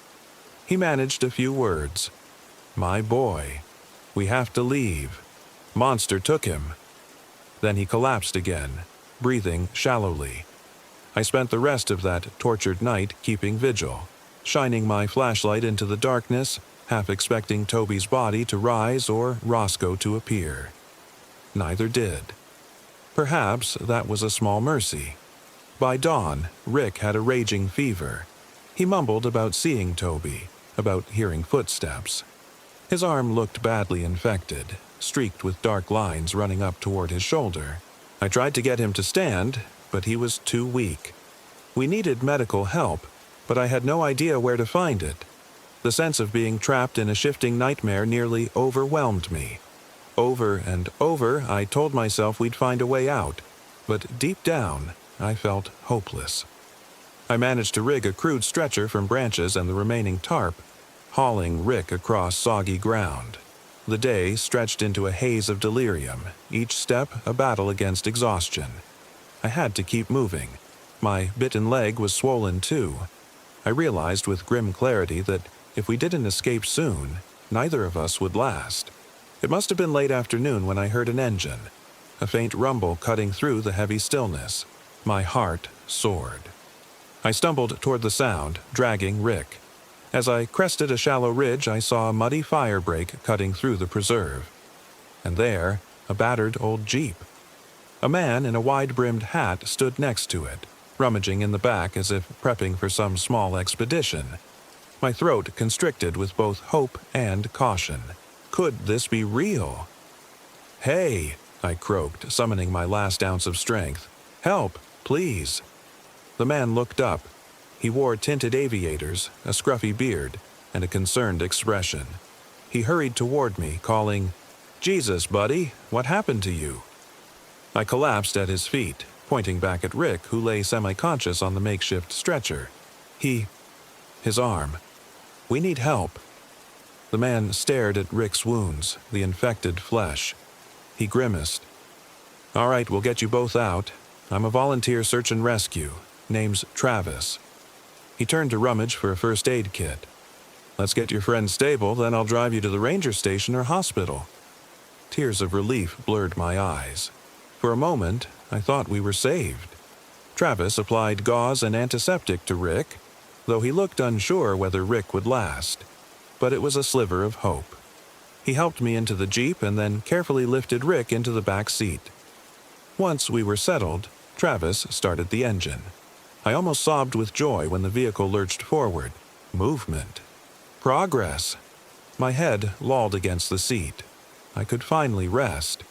But after a few minutes, that creeping dread returned. The Jeep was winding through a muddy trail, water splashing against the tires. Out the window, the cypress trees looked unfamiliar again. The deeper we went, the more the land seemed to warp. At some point, I noticed Travis checking his compass, tapping it in frustration. "Damn thing's spinning," he muttered. That's when Rick stirred, letting out a weak cry. "Stop," he rasped. "Stop the car." Travis glanced back, alarmed. I asked Rick what was wrong. He just shook his head, delirious, saying, "We're going in circles." Circles. Travis pressed on the accelerator. "We'll be fine," he said, though I could hear doubt in his voice. 10 minutes later, we approached a clearing. My blood turned to ice. It was the same clearing where Toby had attacked Rick. And Toby's body. It wasn't there. Only fresh footprints in the mud, elongated, forming a circle. The Jeep ground to a halt. Travis turned to me, face pale. "Are you messing with me? This is insane. I just drove in a straight line." I shook my head, unable to speak. Rick mumbled, "Toby," tears glistening in his fevered eyes. Then he fell still, breathing shallowly. Travis cursed under his breath. "If I can't find the normal route out, maybe I'll retrace my steps back to the main road," he said. He reversed the Jeep, spinning it around. After another 10 minutes of jostling through mud and water, we ended up in another clearing with bizarrely bent cypress trees. I recognized them, yet I couldn't figure out how they connected to the previous location. Travis slammed the steering wheel in frustration. "Damn it," he hissed. "Nothing makes sense." Time seemed to stretch on. The sun flicked overhead, then behind clouds, re-emerged at the wrong angle. I caught glimpses of the cypress in motion, bending shadows that flickered unnaturally. The Jeep's engine sputtered, coughed, and stalled. Travis tried to restart it. Nothing but clicks. He hopped out, popped the hood, fiddling with the engine. I got out too, glancing around warily, my leg throbbing, my head dizzy. Rick lay in the back seat, unconscious. Suddenly, a low growl drifted across the clearing. My heart seized. I spun and saw it. Roscoe, or that twisted imitation of him, crawling out of the trees. Travis looked up, startled. "Your dog," he said uncertainly. I swallowed. "Not anymore." The dog thing advanced slowly, dripping black fluid from its jaws. Travis reached for a rifle in the Jeep, but by the time he raised it, the dog was upon him. It swiped with a paw, sending Travis sprawling. Shots rang out, deafening in the hush of the swamp. One bullet grazed the dog's flank, spattering black gore. The creature hissed, a nightmarish cross between canine and reptile. I rushed to Travis, tried to pull him away. The dog lunged again, jaws snapping around Travis's forearm. He screamed, battered the creature with the rifle stock. I grabbed a crowbar from the Jeep's toolkit and swung at the dog's head with all my might. The beast recoiled, black liquid dripping from its snout. In the back seat, Rick stirred, letting out a delirious moan. He tried to sit up, failing. The dog glared at me, eyes reflecting an eerie yellow. Then it rushed me. I swung again, smashing it across the muzzle. Its teeth snapped inches from my face. Travis stumbled up, rifle raised, firing twice more. One shot missed, the other tore into the dog's shoulder. It howled, an unearthly sound that rattled my teeth. In a hideous instant, it seemed to split or shimmer, like something inside it was tearing free. I caught a glimpse of elongated limbs, too many joints, and a mouth with multiple rows of blackened teeth. Then it scuttled backward, letting out a gurgling hiss, and bolted into the swamp, vanishing among the trees. Travis collapsed to his knees, clutching his bloody forearm. I sank down beside him, panting, tears streaming. Rick moaned in the Jeep, eyes rolling back. Another wave of despair crashed over me. Even with Travis's help, we were stranded, broken, unable to escape this labyrinth. The Jeep refused to start again, and with every hour that passed, Rick's breathing grew shallower. Eventually, he stopped responding altogether. I don't know how many hours we spent in that clearing, the sky cycling through bizarre patterns of light and shadow. Travis tried everything to fix the engine, cursing like a madman. I listened for the dog, for footsteps, terrified it would return. Meanwhile, Rick slipped away. I was with him when he took his final breath. He opened his eyes one last time, whispered, "My boy," and then went still. After that, Travis and I just sat in shock. We talked in fits and starts, where we were from, how the swamp had lured us in with false promises. He admitted he'd come out here initially responding to a tip about missing campers but found no trace of them, just weird footprints in that shack. He seemed on the brink of tears, muttering that he was supposed to be the rescuer, but instead he'd led us into the same trap. I tried to comfort him, but my words felt hollow. My entire body pulsed with feverish aches. My calf throbbed, and black tendrils were spreading under the skin around the bite wound. At last, near what seemed like another twilight, though time was meaningless, Travis stood and said, "I'm not dying here. If the Jeep won't run, I'll walk." He shouldered his pack, helped me to my feet. We shared a final glance at Rick's body. A hush passed between us. Travis muttered a short prayer, then we limped off, leaving the Jeep behind. We walked in silence, guided by some primal drive to survive. The swamp pressed in on us, the air thick with decay. Our steps felt heavy, each movement sapping more of our energy. Eventually, we came across a faint trail marker, half rotted in the water. My heart leapt. We followed it, step by uncertain step. The cypress canopy seemed to shift overhead, playing tricks with the fading light. My head spun. I was on the verge of collapse when we turned a bend and saw a gravel access road. Relief flared, but we didn't celebrate yet. We trudged forward, ignoring the spiking pain. After a few hundred yards, we reached a chain-link gate. Beyond it, asphalt, an actual road. I nearly sobbed. We forced the gate open. A battered sign read, "Authorized vehicles only. Big Cypress National Preserve maintenance." I had never seen such a glorious piece of rusted metal. Travis almost collapsed from joy. We moved onto the asphalt, each step feeling surreal, like stepping into another world. Before long, a Park Service truck rumbled into view. It slammed on the brakes when the driver spotted us, two filthy, wounded men stumbling on the side of the road. The next hours blurred. Rangers, paramedics, questions. Travis and I tried to explain, but our story made no sense to them. They found Rick's Jeep eventually, though not his body, and no sign of Toby. They found blood and torn fabric, bullet casings, footprints, but Toby's remains were gone. The official report said we'd probably been attacked by a rogue alligator or a pack of feral hogs. They chalked the rest up to dehydration, delusion, fever. But Travis and I know better. We parted ways after the hospital. He gave me a haunted look as we exchanged numbers, as if sharing an unspoken bond of nightmares. I lost my leg to infection within a week. The doctors said they couldn't save it. The blackening tissue was necrotic. They amputated just below the knee. Even after the surgery, I dreamed of Roscoe slinking into the hospital room, bearing too many teeth.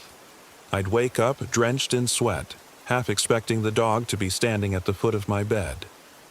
Months have passed since that August. My life is forever changed. I live in a small apartment in Tampa now, barely leaving except for physical therapy. I still see Travis occasionally. He visits when he can, but neither of us speaks about the details. I don't think we can handle reliving it. When I close my eyes, I see Toby's face twisted with that grin, or Roscoe floating in black water, or the flicker of green fire. Sometimes, in the distance, I hear that howling again, echoing across the city night. Maybe it's just the wind. But I can't convince myself it's not something else. People ask me if I'll ever adopt another dog. I just shake my head. How could I tell them I'd never trust another animal alone in the dark? The nightmares are bad enough. I can still feel the circle of footprints around my tent, the sense of being stalked, the creeping distortion of time. I'm writing this all down because I have to, because I need some record of what happened before it slips away into the labyrinth of memory, or before it comes back for me. In quiet moments, when the world outside my window is silent, I think I hear a soft scratching, like nails dragging on nylon. I remind myself it's impossible, that it's just the old pipes in my apartment. But my heart still races, because I know, in places like Big Cypress, there are things older than reason, things that watch and mimic and devour, and they don't always stay where we leave them. Sometimes they follow us home, slipping between the cracks of logic and sanity, and sometimes they take the shape of the ones we love, just to watch us break. I've accepted that there are no neat explanations, no real closure. Roscoe's fate haunts me, and Toby's final moments gnaw at my conscience. If I cling to any solace, it's that I crippled that creature in the swamp, at least for a time. Whether it was truly my dog or some ancient predator wearing his skin, I fought back. I survived. But survival doesn't always feel like a victory. Sometimes it's just the beginning of a longer nightmare. So that's my story. It ended with me limping away, minus my leg and my innocence. All I can do is warn anyone planning a trip into the depths of Big Cypress. If you notice footprints circling your tent, if your GPS begins to glitch, if your dog disappears and comes back with eyes that don't quite reflect the light the same way, leave. Leave and don't look back. Because once the preserve has you, it doesn't let go. It just keeps you looping through its endless, hungry swamp until you break, or until you become something else. I wish I'd known that sooner. Maybe I would have spared us all a lot of pain, but ignorance was my downfall. Now, I live with the scars, inside and out, telling anyone who'll listen, don't follow the dog.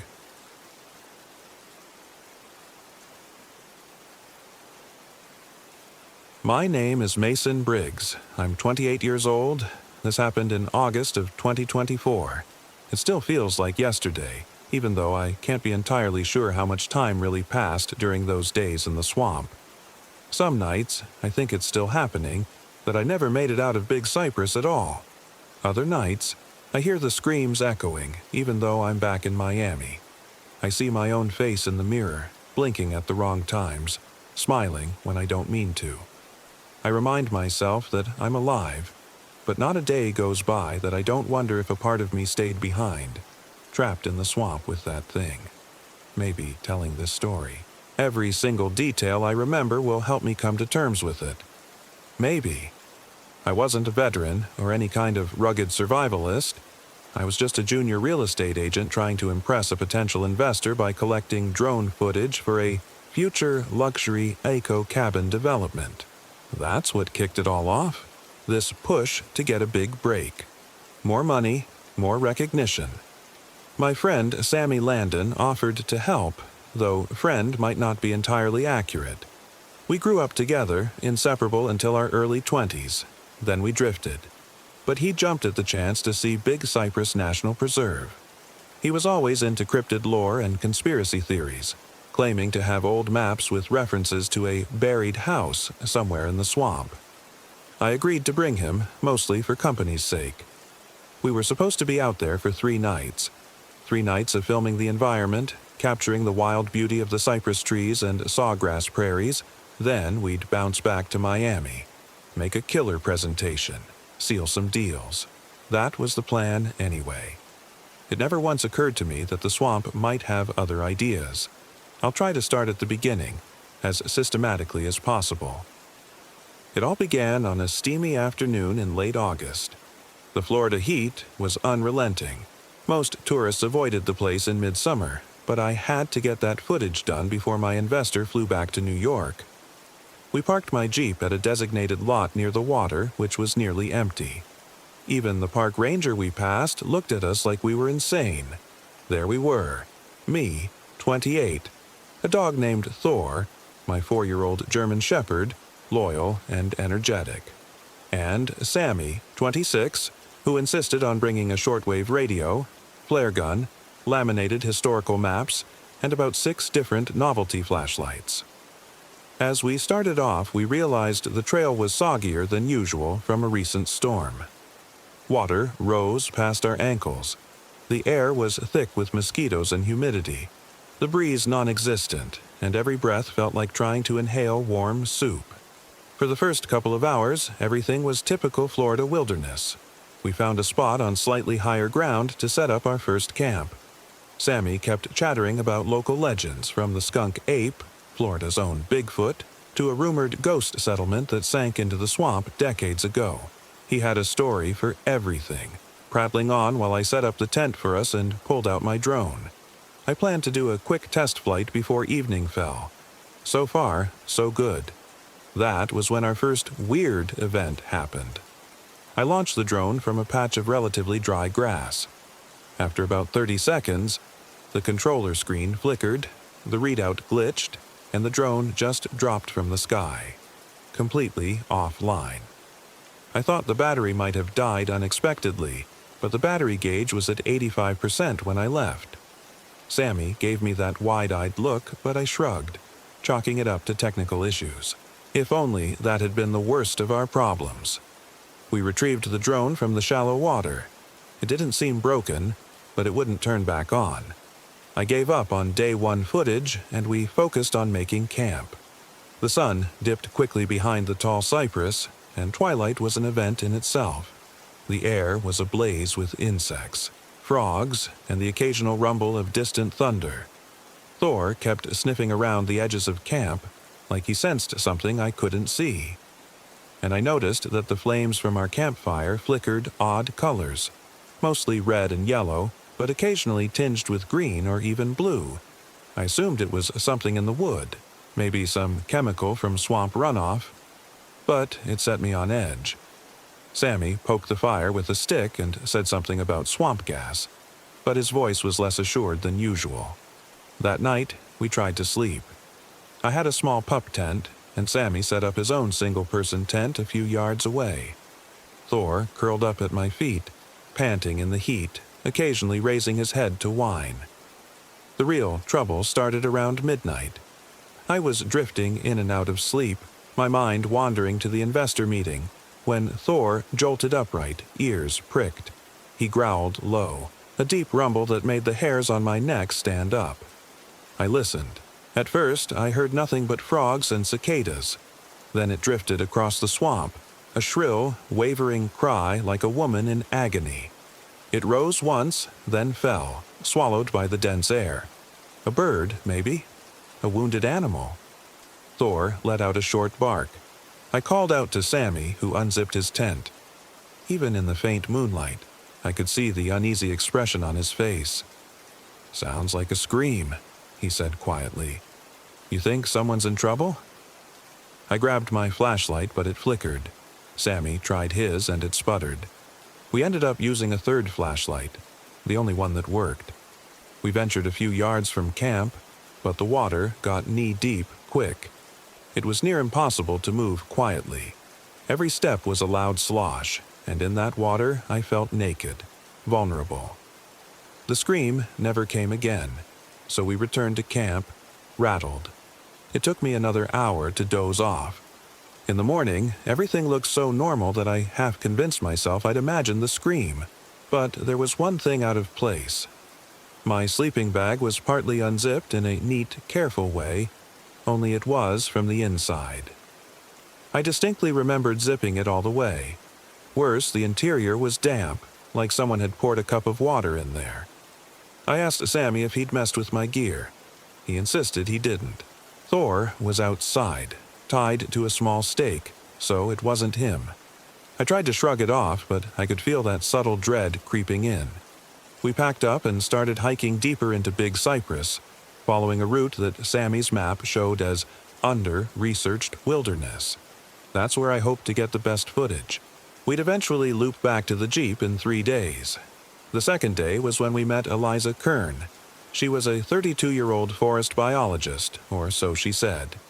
We found her Jeep partially submerged off a lonely track, miles from any official trail.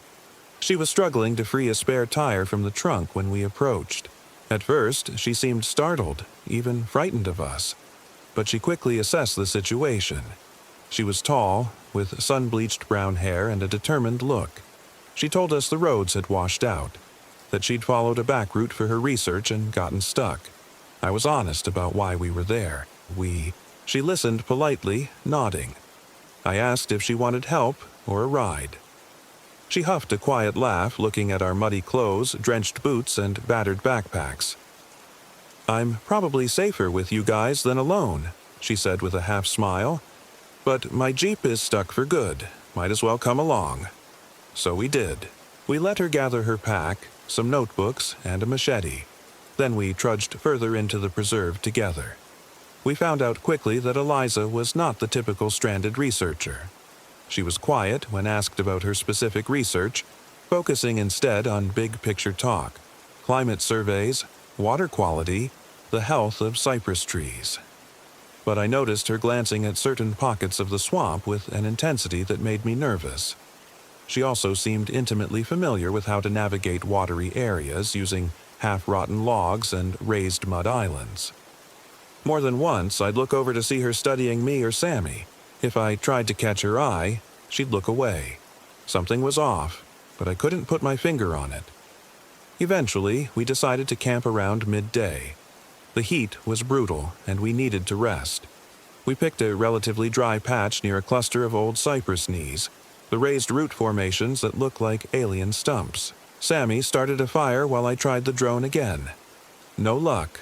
The device refused to power on. Meanwhile, Eliza tested her shortwave radio, only to find static. Sammy offered his radio, but it was also scrambled. "Could be the storms, or the humidity," Sammy said, though he didn't sound like he believed his own words. Thor sniffed the cypress knees, whimpering at one in particular. But when I went to check, there was nothing there. When we cooked lunch, we noticed some of our supplies were going bad. The jerky had turned slick and gray around the edges, and Sammy's loaf of bread was moldy despite being new. It's Florida, sure, but it had only been one day. We rummaged through the rest of the supplies. 3 protein bars were oddly brittle, crumbling into dust when touched. It set everyone on edge. But we rationalized it. High humidity, maybe the bag got submerged. We pressed on. Afternoon gave way to an early twilight. That second night, everything unraveled quickly. First, the wind picked up from nowhere, bending the cypress. Our campfire changed color again, flickers of blue and green dancing along the edges. Then came the scream, like before, but somehow closer. It yanked me from my doze and I jolted upright. Sammy was already out of his tent with the flashlight. Eliza stood at the edge of our little camp perimeter, her machete in hand. Thor snarled, hackles raised. "Did you hear it?" Sammy whispered. Eliza nodded stiffly, scanning the swamp. Someone could be hurt. I hesitated, remembering the water, the darkness, the disorienting terrain. We could get lost trying to chase that sound. "We can't just do nothing," Eliza insisted. She started sloshing away from camp, not waiting for an answer. Sammy followed, but I grabbed him by the shoulder. "Grab your gear," I hissed. "We're not going far, just enough to check." Sammy swallowed and nodded. We took what little gear we had for nighttime, flashlights, machete, Sammy's flare gun, and stepped into the murky water. Thor stayed at my side, trembling slightly. The scream came again, echoing off the twisted cypress. It was definitely a woman's voice, shrill, full of anguish, rising up and fading too quickly. Eliza pressed forward like she knew exactly where it was coming from. We sloshed behind her, water up to mid-thigh now. My heart hammered so hard I thought my chest would burst. After maybe 20 minutes of waiting, we found nothing. The screaming had stopped. We called out, but no reply.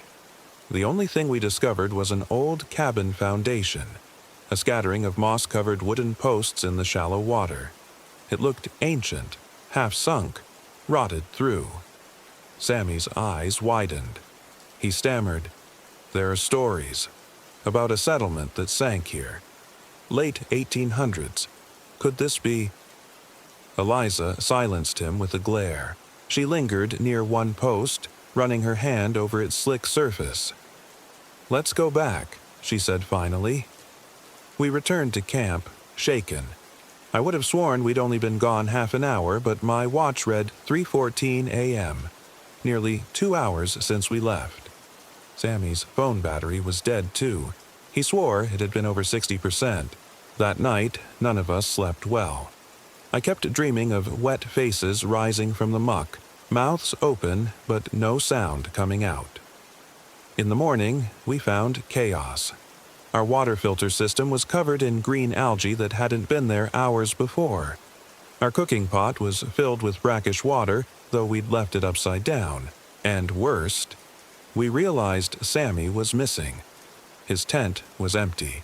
His boots were gone, though his shortwave radio sat half submerged in a puddle. My adrenaline spiked. Eliza and I wasted no time rummaging around, calling out his name. He was nowhere. The dog barked at random, sniffing the ground, but we couldn't pick up a clear trail. I wanted to panic, but Eliza forced me to keep calm. "He can't have gone far," she reasoned, though her voice quivered slightly. We packed our gear, left a marker at the campsite in case Sammy returned, and started searching.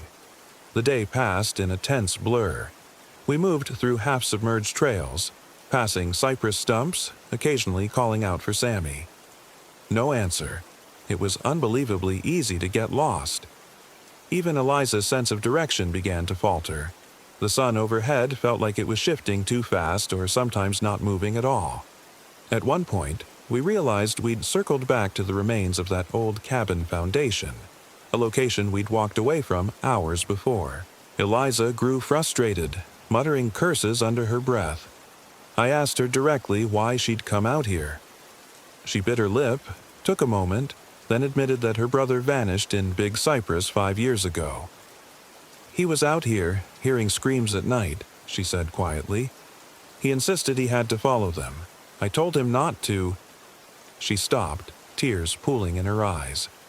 "We never found him." I swallowed back dread. "You think that same thing is happening now?"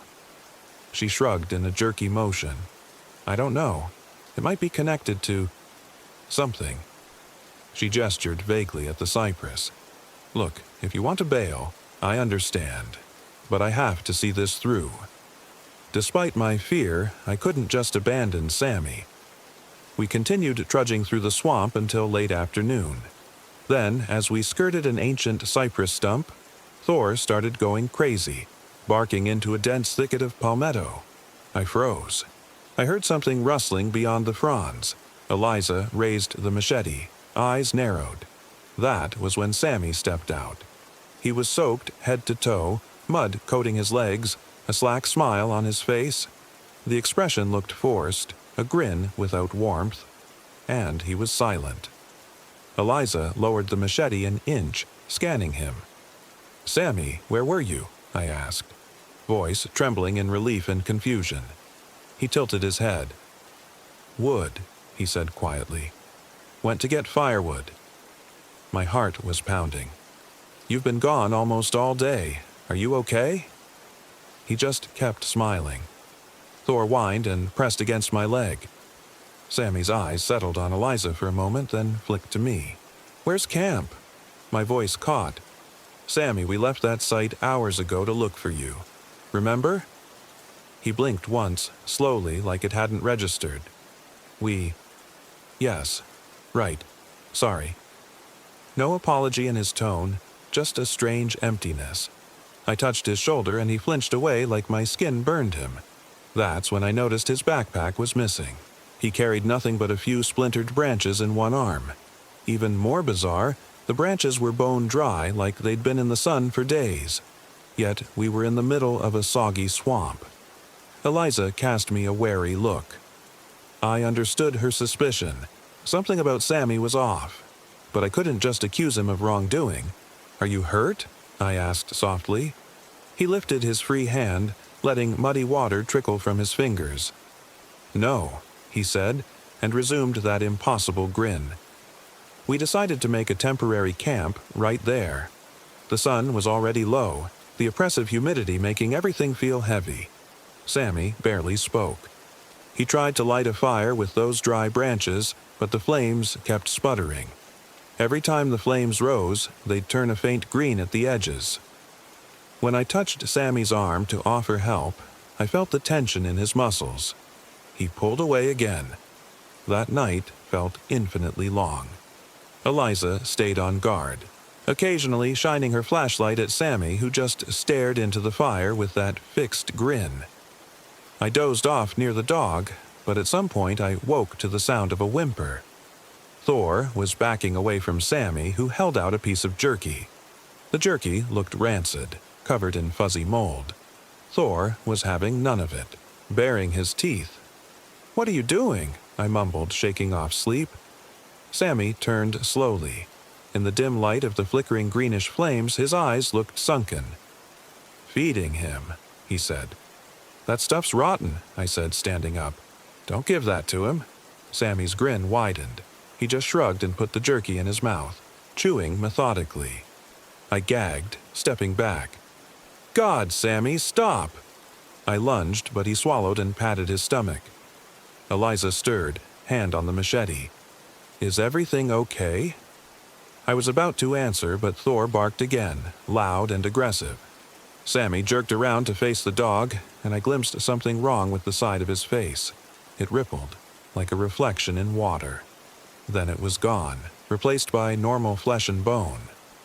I froze, confusion swirling in my mind. Had I just imagined that? Eliza jumped to her feet. "That's not normal.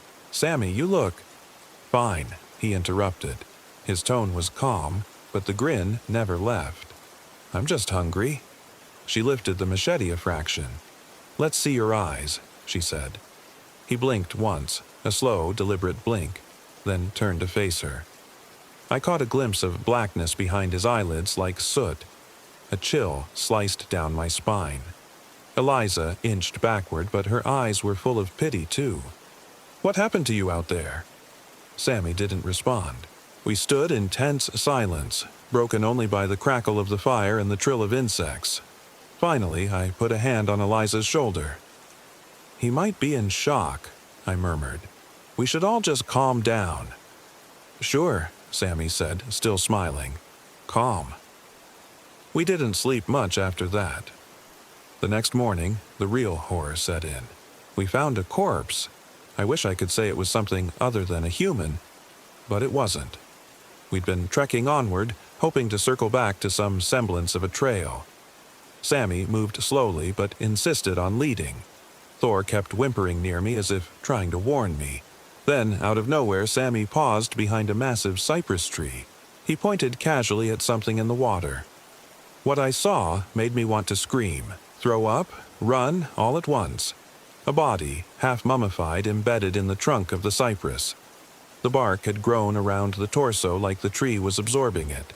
The man's face was partially intact, contorted in a final grimace, the skin shriveled and stuck to the wood. I staggered back, retching. Eliza's face went white as a sheet. She approached slowly, tears already forming in her eyes.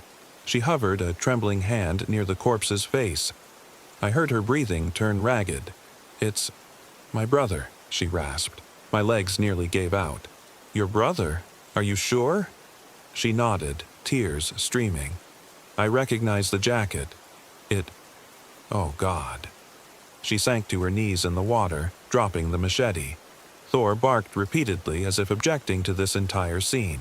But Sammy just stared with that dead grin. Then he said, "We should keep moving." His voice was devoid of compassion. Eliza rounded on him, fury and grief twisting her features.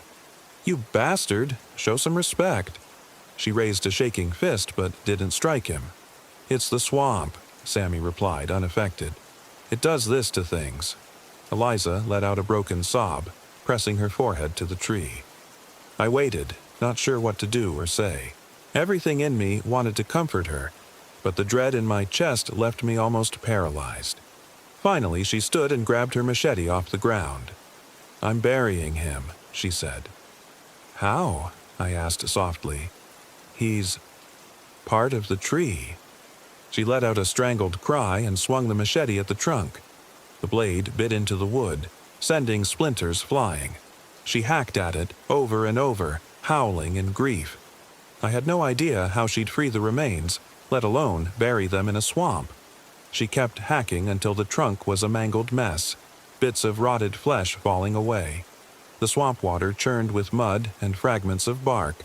Finally, she stopped, chest heaving, tears flowing. The body was still mostly entangled. She couldn't free it. Over her sobs, I heard it again. That scream. This time it was near, so close I swore it was right behind me. I spun around, brandishing my flashlight. Nothing, but the scream still carried on, echoing. Thor yelped and fled behind me. Sammy stared up at the canopy, expressionless. Then his lips parted and he whispered, "Moira." I had no idea who or what he was talking about. Before I could ask, Eliza let out another cry. She sank into the water, hugging the base of the tree, her body trembling. The machete slipped from her fingers. And then everything happened at once. A wave of nausea crashed over me, my vision blurred. The water around my knees felt like it dropped in temperature, going ice cold. My wristwatch read 9:42 a.m., then flickered to 3:14 a.m., then 1:15 p.m., cycling randomly. Time made no sense. I looked up at the sky, but the sun seemed stuck behind a thick swirl of clouds impossible to gauge. I was dizzy, sweaty, and terrified. In that half-delirious state, I heard a faint voice in my head, my mother's voice from years ago, calling me home for dinner. My mother, who died of cancer when I was 16. I shook my head to clear it, focusing on Eliza. She was still crumpled by the tree trunk. "We need to go," I whispered. "Now." She looked at me, eyes glassy. I pulled her up, water dripping off her clothes. She clung to the machete, fists shaking, and nodded. We trudged away from that cypress, from that terrible scene. Sammy led the way again. I felt each step in the water like it was draining my life. The scream echoed once more, but now it was interspersed with what sounded like laughter, or retching, or both. The deeper we went, the more I felt that we shouldn't be here, like the swamp itself was rejecting us. We found a small patch of drier ground, barely enough to stand on without sinking. Eliza and I collapsed, exhausted. Sammy stood near a tree, watching us with that eerie grin. I approached him cautiously. "Sammy, you said Moira. Who's that?" He blinked. "She's the one who screams. She's always been here, waiting." "How do you know that?" He looked down at me, that grin fading for the first time. "She told me." The hair on my arms stood on end. I could almost see the ripple in his expression again, like something behind his skin was shifting. I backed away. "Wait, she told you?" He returned to that slack grin, ignoring my question, turning instead to stare at a cluster of cypress knees. Thor barked anxiously as if to say, "Watch him!" I swallowed hard, adrenaline coursing through me. Something was seriously wrong with Sammy. He'd gone missing overnight, and whatever had come back wasn't fully him. Eliza was in no shape to move for the moment, so I sat near her, dog at my side, heart pounding. I tried to ignore Sammy's presence, just focusing on comforting her. She finally looked at me and whispered, "I've known about the screaming for years. My brother wrote about it in his journal. This banshee in the swamp, he called it. I didn't believe him." She paused, fresh tears sliding down her cheeks. "I should have." She explained haltingly. After her brother disappeared, she'd come back every year, searching. She talked to locals, found references to a woman in white, or Lady Moira, that supposedly haunted the cypress. People claimed they heard her screams at night, especially around the drowned settlement. I guess she'd told me that much, but she'd never explained the horrifying details. That her brother once claimed to see a ghostly figure in the water, predicting death. And now we'd found his remains, fused with a cypress tree. I felt a wave of sympathy for Eliza. The heartbreak must have been unimaginable. As she spoke, my mind reeled with confusion, dread, and a growing certainty that we had to get out of there. If only it were that easy. Our phones were dead. My drone was worthless. The shortwave radios were static. The only practical tool for any sort of emergency signal was Sammy's flare gun, which he had strapped to his belt. But now Sammy didn't seem too concerned with rescue. He seemed preoccupied with Moira. We pressed on, blindly searching for anything resembling a trail, a path, or a sign.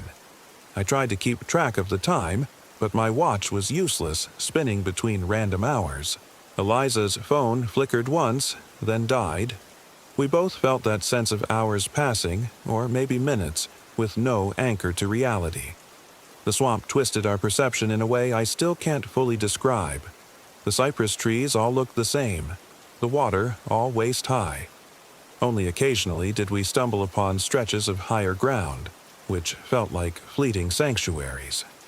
As the gloom thickened, whether day or night we couldn't tell, we tried to set up a new camp. This time, all we had left for shelter were the tattered remains of our original tents, soaked and filthy. We managed to string up a ragged tarp between two crooked cypress. Thor was whimpering constantly, and I realized with horror that his fur was matted with some kind of algae or fungus. It reeked of decay. Sammy crouched a few yards away, rummaging in a backpack I didn't recognize. Maybe Eliza's, or a spare he'd found. He pulled out a chunk of beef jerky that was black with rot. He sniffed it, didn't flinch. I glared. "Don't eat that," I snapped. He shrugged and put it away. Then he slowly turned toward Eliza, who was slumped near the tarp, fighting exhaustion and heartbreak. His voice came out in a near whisper. "You want to see him again?" Her head jerked up. "What did you say?" Sammy's grin widened. "Your brother. You could see him again. Just go to her." Eliza made a strangled sound. She grabbed the machete, but she was too weak to rise. You shut up." Sammy cocked his head, grin unwavering. "She can help you. Moira can help all of us." At that moment, I'd had enough. I stormed over to him. "Stop it. This is insane. Give me the flare gun now." He clutched the flare gun protectively. "No," he said flatly. I lunged for it. He swiveled away, a surprising burst of speed. Thor barked, then latched onto Sammy's left forearm with his teeth. Sammy didn't scream. He just stared at the dog, expression still twisted in that half grin, while Thor tore at him. Finally, I hauled Thor off, panting, trying to see if Sammy was badly injured. Except it didn't look like normal blood. The wound oozed a dark fluid, almost black, thick like tar. Sammy just stared as it dribbled down his arm. Eliza scrambled backward, eyes wide with horror. "What the hell is that?" Sammy shrugged, wiping the fluid away. A chunk of flesh seemed to slough off, but he didn't react. My stomach churned. This was not a normal injury. This was impossible. Panic flared in me. I was stuck in a swamp, in the presence of a friend who wasn't really my friend anymore, some monstrous version of him, and Eliza was barely holding it together.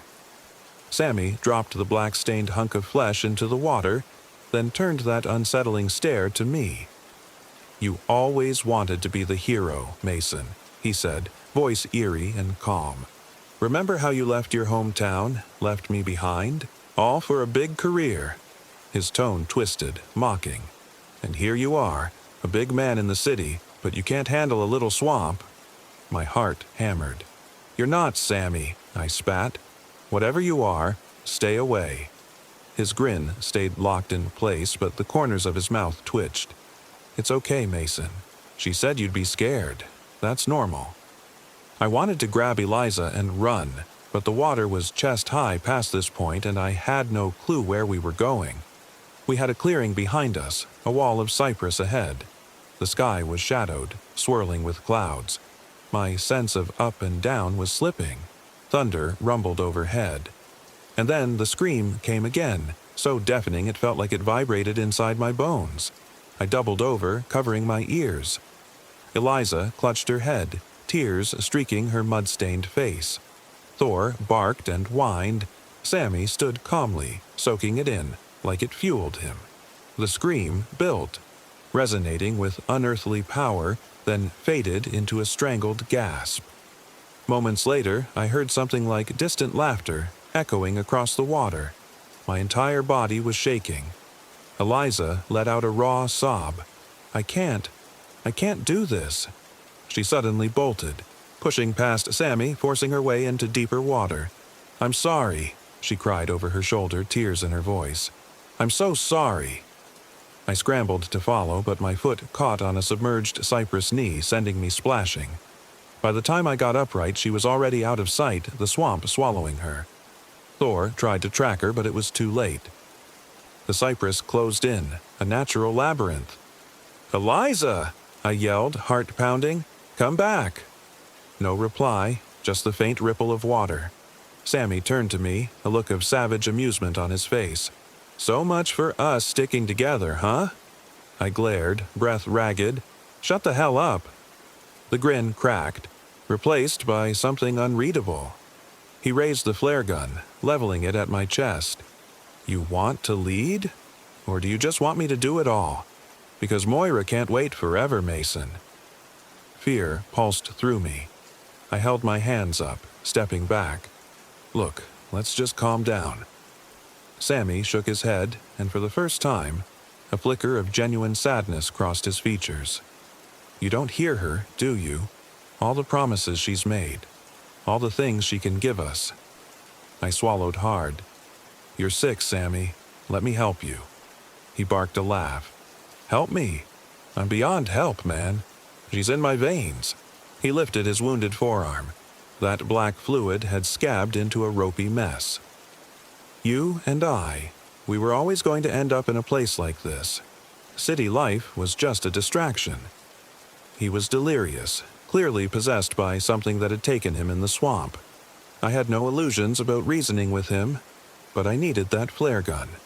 If by some miracle we found a high enough clearing, maybe we could signal a plane or a ranger. I decided to bluff. Okay, you're right. She's out there, I said, nodding toward the cypress. Let's go see her. Let's do it. He stared, tilting his head like a curious dog. You want to see her? I gave a forced smile. Yeah, sure. Let's meet her. Just let me do something first. Do what? He asked warily. I pointed at the soggy tarp behind us. We'll need some supplies, right? You hang on to the flare gun. Just don't shoot me by accident. He snorted and lowered it. I forced my expression to remain calm, stepping gingerly across the water. Inside, my pulse hammered. I had nothing except maybe the machete, but that was with Eliza. Then I noticed the broken tent pole near the tarp. The wood was jagged, could be used as a crude weapon if I had no other choice. I edged toward it, hoping Sammy wouldn't notice. Meanwhile, Thor growled softly, keeping a wary distance from Sammy. My friend, my ex-friend, stood there, one hand still gripping the flare gun, the other trembling. The black scab on his forearm pulsed. I tried not to look directly at it, but it was mesmerizing in a dreadful way, like some parasitic fungus. Just as I was within arm's reach of the tent pole, we heard it. A shriek, but not from Moira this time. It was a human scream, a scream of pure agony. I recognized the voice instantly. Eliza. I felt my blood run cold. She couldn't have gone far. Something must have happened to her. Sammy's grin returned, but now it was savage. He stared at me, waiting. I had a choice. Run after Eliza or fight Sammy first. My instincts told me that if I turned my back, he'd shoot me. So I did the only thing I could think of. I lunged for the tent pole, snatched it up, and dove to the side as Sammy fired the flare. The shot whizzed past me, hitting the tarp with a wet thud. The flare sputtered out. half doused in muddy water. By some miracle, it didn't ignite the tarp. Sammy cursed and stepped forward, swinging the empty flare gun like a club. I scrambled in the muck, brandishing the sharp end of the broken pole. He lunged again, but I sidestepped, slamming the pole into his wounded forearm. The scab split, releasing a gush of thick, tar-like ooze. Sammy let out a guttural hiss. No normal human noise. My stomach lurched. He staggered, dropping the flare gun, which sank into the murky water. I thought about diving for it, but he was on me again in seconds. We grappled, rolling in the muck, water splashing around us. Thor barked, nipping at Sammy's legs. I felt Sammy's strength, unnatural, like an overheated machine. He pinned me under his weight, face just inches from mine, the smell of rot rolling off him. You, always, left me, he hissed, spittle flying. You left everything. I forced the splintered tent pole up between us, pushing against his neck. He was unbelievably strong, but something about him was decaying. The black fluid oozed from new cuts across his face and chest. His grin distorted into a snarl. Finally, I mustered all my strength and bashed him in the side of the head with the pole. He slumped, momentarily dazed. I kicked him off, gasping for breath. Thor lunged, teeth bared, and bit down on Sammy's shoulder. Sammy shrieked. More of that black fluid poured out. Before he could retaliate, I drove the broken pole into his upper chest with as much force as I could. The splintered tip sank in, black fluid spraying my hands. I nearly gagged at the rank stench. Sammy's body convulsed, eyes rolling back. He collapsed sideways into the water, which churned dark. I watched in horror as his limbs twitched, the black fluid swirling around him like ink in water. For a moment, I thought I'd killed him, my best friend, or at least what used to be him. The adrenaline left me shaking, but I heard Eliza's distant scream again. She was still alive, somewhere out there in the swamp. Without pausing to think further, I let out a shaky breath, grabbed the machete from near the tarp, and took off in the direction of her voice. Thor at my heels.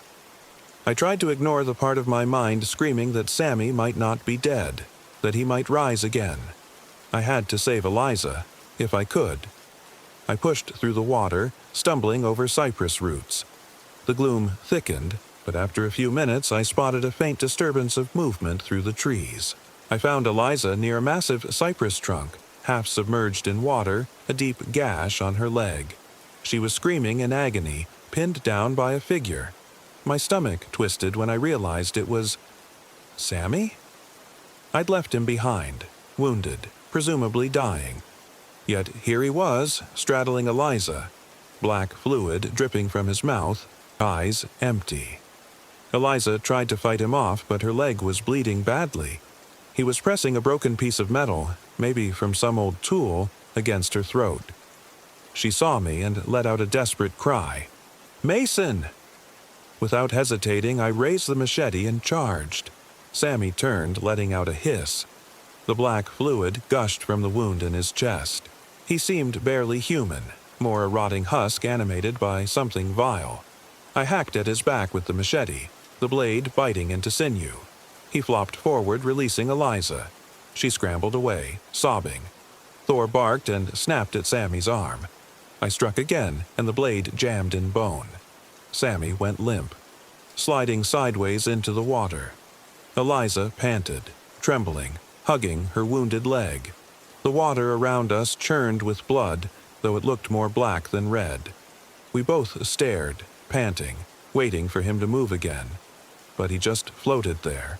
Slowly, that black ooze seeped from his wounds, mixing into the swamp.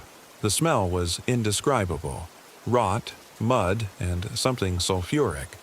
I nearly vomited, but forced myself to focus on Eliza. I waded to her side, letting her lean on me. "We have to get out of here," I croaked. "Let's find some high ground, or at least somewhere we can rest." That wasn't Sammy anymore. Her eyes were wild with terror, tears smearing dirt on her cheeks. I know," she stammered. "We have to go. Now." I supported her as we trudged away from the body. My body shook with exhaustion and shock. We found a slightly raised patch of ground near the base of a large, gnarled cypress. It offered a small measure of dryness. We collapsed, hearts hammering. Thor lay at our side, whimpering softly, covered in mud and what looked like that dark fluid. Eliza cried softly, each sob tearing at my nerves. I tried to assess her wound. A ragged cut, bleeding a bright normal red. Thank God. I washed it as best I could with some bottled water we had left. We wrapped it in a strip of fabric from her shirt. She hissed in pain, but thanked me. "I'm sorry," she whispered. "I shouldn't have run off." I shook my head. "You had no choice. You were grieving. And that thing, it was controlling him." She bowed her head. "He said something about Moira, that she wanted me to see my brother again. Fresh tears filled her eyes. I almost believed it, but then he stabbed me. Guess that was her version of help." I shuddered. It was messing with his head. Sammy was gone long ago. We sat in exhausted silence. Time felt unreal. The sky an eternal gray. My watch was frozen at 3:14 a.m. Meanwhile, it seemed like midday, or maybe dusk. The humidity pressed in, suffocating. I realized we hadn't eaten in hours, but our supplies were either rotten or scattered. My mind drifted to our original plan, the reason I'd come out here in the first place, to take drone footage and impress an investor. It felt like a lifetime ago. My priority now was simple: survive. Eventually, Eliza stirred, glancing at me. "We have to keep moving. If we stay in one place, we'll lose it." "Lose what?" I asked, though I suspected the answer. She gestured vaguely. "Hope. The longer we stay, the more the swamp gets into our heads. That banshee, whatever it is, thrives on despair. My brother's journal said it tries to break your mind until you give in."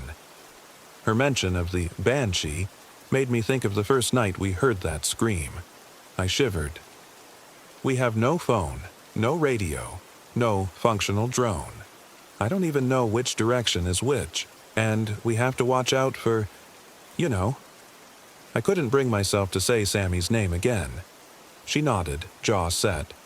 "Then we do what we can. We keep going until we find a real trail or ranger station. They have to come out here sometimes. Or we find a river we can follow out." I agreed, though I had little confidence we'd find anything. The swamp had a way of circling us back. Still, doing nothing wasn't an option. So we gathered ourselves.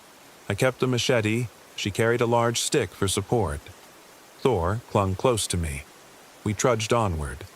Sometime later, minutes or hours I couldn't say, Eliza started limping badly. Her wound was oozing, and infection was a real danger. We paused to rest, and that's when we spotted it. A faint glow through the cypress like a fire or a lantern. Our spirits lifted. We pushed forward, ignoring the exhaustion. But the glow didn't get closer. After a long slog, it vanished, reappearing behind us. At least, that's what it seemed like. We stood, baffled, scanning the thick swamp. Then I heard the murmur of a voice, my mother's voice, calling my name. My chest went tight, tears burning my eyes. But I reminded myself it was all a trick. I knew my mother was dead. I swallowed the lump in my throat and turned to Eliza, who looked equally haunted. "Don't listen," I whispered. She nodded, blinking back tears. "It's using our memories, our weaknesses." A hush fell. Even the insects seemed to quiet. My mind raced with confusion. Where do we go? The swamp was endless in every direction, water and cypress merging into the gloom. The memory of Sammy's black blood burned in my mind. Was the entire swamp infected with that darkness?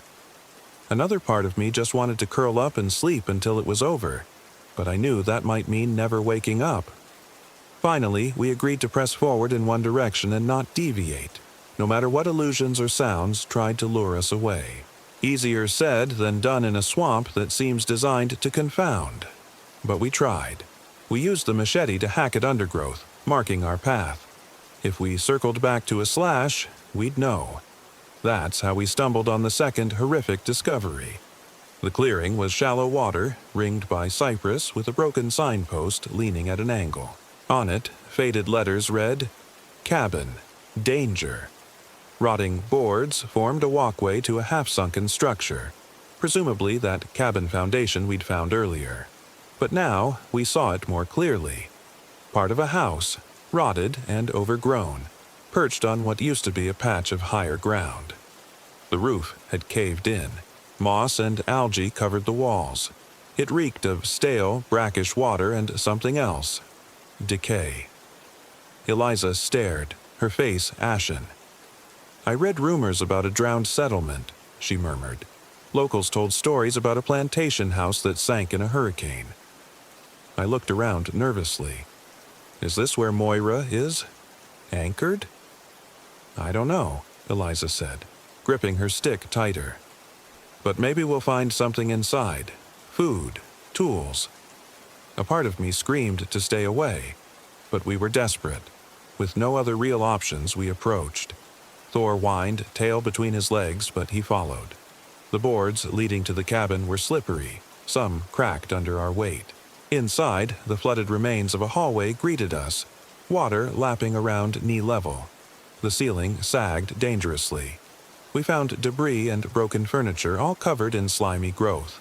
I noticed old photos on a wall, the faces blurred by moisture damage. I couldn't identify anything. Then, from deeper inside the cabin, I heard a scratching sound.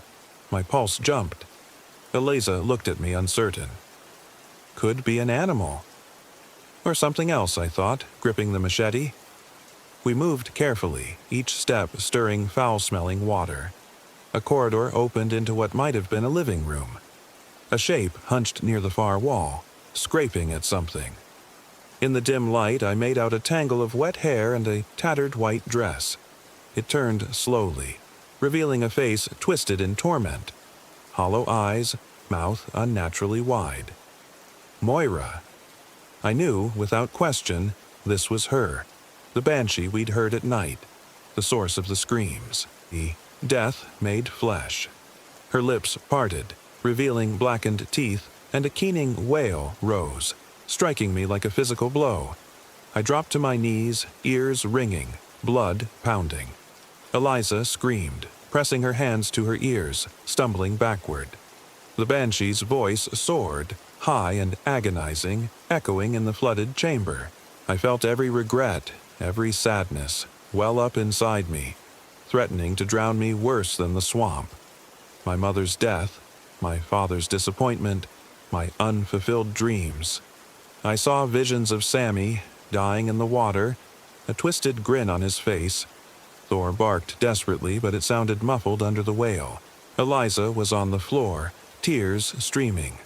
Moira advanced, dragging a bony hand along the wall, nails scraping.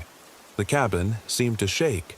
Water rippled, churned as if alive. "No!" I screamed, summoning a last reserve of will. I staggered upright, machete in hand. My head throbbed, ears bleeding from the shrill scream. Moira's hollow eyes locked on me, her face a mask of sorrow and malice. She shrieked again. I lurched forward and swung the machete blindly. The blade caught nothing but air. Moira flickered, a blur of white cloth and dark hair. Suddenly, she was behind me. I spun, nearly losing my balance, slashing again. This time, the blade made contact, biting into something. She shrieked, a hideous, ear-piercing cry. The force of it sent me stumbling back, but I saw black fluid erupt from the wound, spraying the broken floorboards. The same fluid that had oozed from Sammy. The banshee's eyes blazed with hate, but I sensed pain, too. Behind her, Eliza struggled upright, leaning on her stick. She locked eyes with me, a silent understanding passing between us. With Moira distracted, Eliza sprang forward with surprising speed, driving the stick at the banshee's torso. It struck home, and Moira let out another screech of agony. The entire cabin quaked, beams groaning under the strain. I rushed forward, ignoring the mind-numbing wail. I hammered the machete into Moira's back. She buckled, that black ooze spurting everywhere, mixing with the swamp water. Her screams shifted into a wordless hiss. For a moment, I thought she might simply vanish like a ghost. Instead, she whirled, face contorted, mouth opening far wider than humanly possible. Her breath hit me like a wave of rot, and I nearly fainted.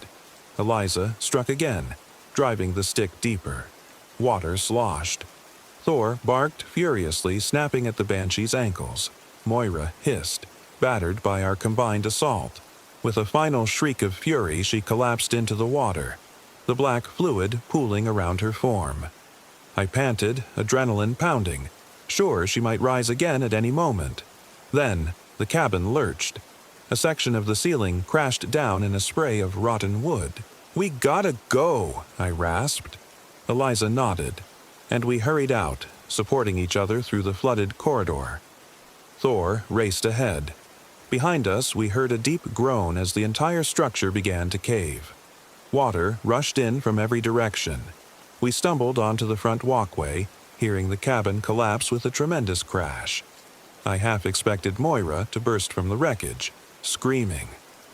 But only swirling debris followed us out, and the banshee was nowhere to be seen. I clung to Eliza, both of us gasping. Thor barked once, then whined. Time felt meaningless, but after an eternity of breathless fear, we realized the screams were gone. The swamp was eerily quiet. No howling, no illusions, no flickering lights or voices from the past. Had we done it? Had we killed, or at least repelled, the banshee? Eliza shuddered, tears sliding down her cheeks. "It's over," she whispered as if afraid to believe it. I looked up at the swirling clouds. God, I hope so. We helped each other away from the collapsed cabin, eyes scanning for any sign of that black fluid.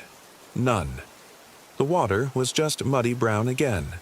My watch was still stuck at 3:14 a.m., but at least we weren't hearing the scream or seeing any illusions. We moved in the direction we hoped would lead to an actual trail or ranger station. Hours later, though it could have been days, Eliza let out a startled cry. Through a gap in the cypress, we spotted what looked like a park ranger airboat moored near a patch of elevated ground. My heart soared. We waited as fast as we could, ignoring the aches and pains. Sure enough, a pair of rangers were there, rummaging with gear. When they saw us, battered and half dead, they rushed over, calling out. The relief in my chest was overwhelming. The rangers helped us onto the airboat, gave us water, asked 1,000 questions.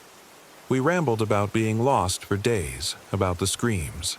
They looked skeptical at mention of anything supernatural, but they were alarmed at Eliza's wound and my injuries. They radioed for backup. The surreal part, they claimed there'd been no vehicles left at the preserve entrance for weeks. They said we must have come from some other location. I insisted my Jeep was parked about 2 days' hike away. They looked at each other.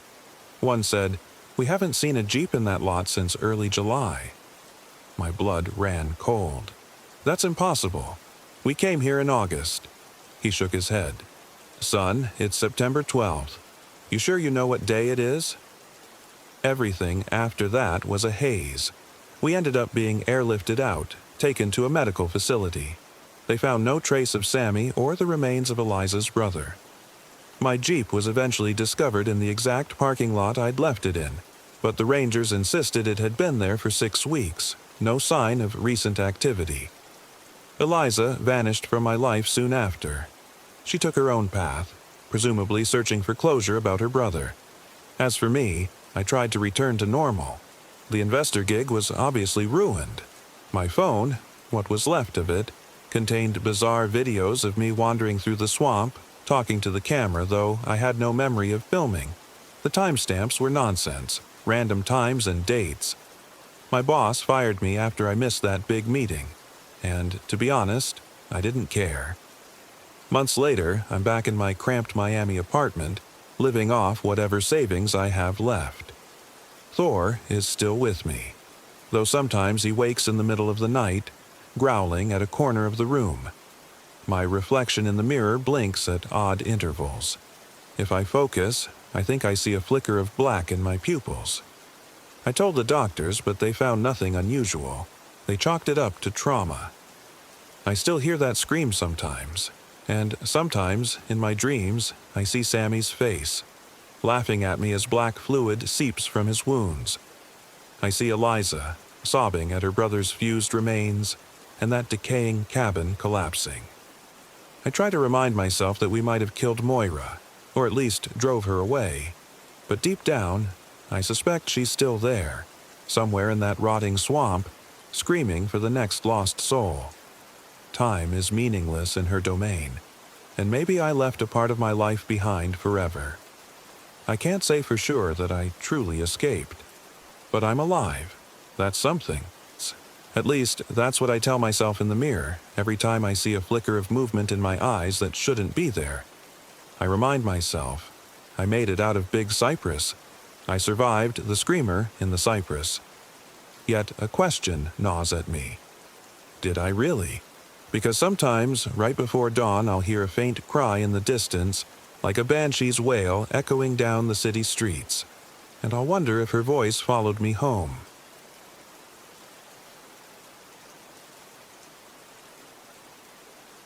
My name is Nathan Wade. I'm 32 years old. This happened in early September of 2025, shortly after Labor Day weekend. I've clung to every vivid detail and replay it every time I try to sleep, which isn't often anymore. Even now, I can't say for certain I truly understand what happened in the wetlands of Fakahatchee Strand. All I know is I left for that trip thinking it would be a peaceful retreat, a chance to process my failures and heartbreak in solitude. Instead, it became a swirling nightmare of confusion, betrayal, and blood. I'd been living in Tampa for years, and though I wasn't exactly the outdoorsy type, I'd recently become desperate for a change of scenery. My longtime girlfriend had broken up with me 2 months earlier, citing my anxiety and constant self-doubt as reasons for leaving. I was an overworked, perpetually exhausted accountant, and I guess that strain bled into every aspect of my life. So when my old college friend, Caleb Doyle, told me about an off-the-grid trek into the heart of the Florida Everglades, Fakahatchee Strand Preserve State Park, to be precise, I forced myself to say yes. Caleb was a bit of an enigma, always drifting between jobs, picking up gigs as a backpacking guide or bartender. He was carefree, charismatic, but I knew something weighed on him just beneath the surface. He never talked about it outright, and I never pressed. We shared a bond from our college days. If one of us needed a reset, the other would come running with some half-baked plan. This time, that plan involved hiking deep into the cypress swamps of Fakahatchee. Caleb insisted we had to camp at a spot he called Cypress Hook, a small peninsula of land that jutted into a watery maze of black pools, hidden from the main trails. Apparently, he'd led a guided tour near there years ago, an expedition that ended in confusion and fear. At the time, he brushed it off, simply saying there'd been bad vibes and that a client had gotten lost briefly. But in the next breath, he said he wanted to go back. I asked him why, and he sort of shrugged, half smiling. Maybe I need closure. I didn't argue. I could feel in my bones that I needed closure of a different kind. Some intangible sense that I could do something brave or challenging on my own. A test of my mettle. So we set off early on a Friday morning, loading up my old Honda CR-V with more gear than we probably needed. I brought my German Shepherd mix, Boone. He was 5, loyal, and better company than most humans. I had him leashed in the back seat as we made the 2-hour drive south. The humidity was already brutal at 7 a.m., the Florida sun cooking everything around us.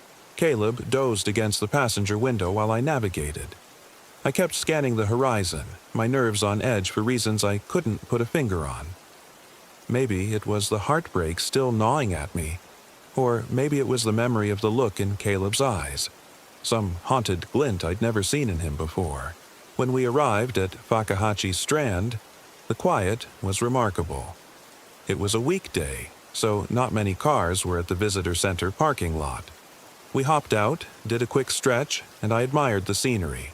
Endless sawgrass prairies, ancient cypress domes, tangles of bromeliads. A ranger sat behind the desk inside, but he barely glanced our way as we marched through. Caleb told him we'd be out for 2 days. The ranger simply nodded and wrote our names in a logbook, then returned to scrolling his phone. We set out on a well-maintained boardwalk at first. Boone's ears were perked, sniffing at every post along the railing. The air was thick with the smell of wet leaves and brackish water. Half an hour into the walk, Caleb guided us off the standard route onto a narrower, rougher trail. The sign read, "Restricted. Authorized personnel only."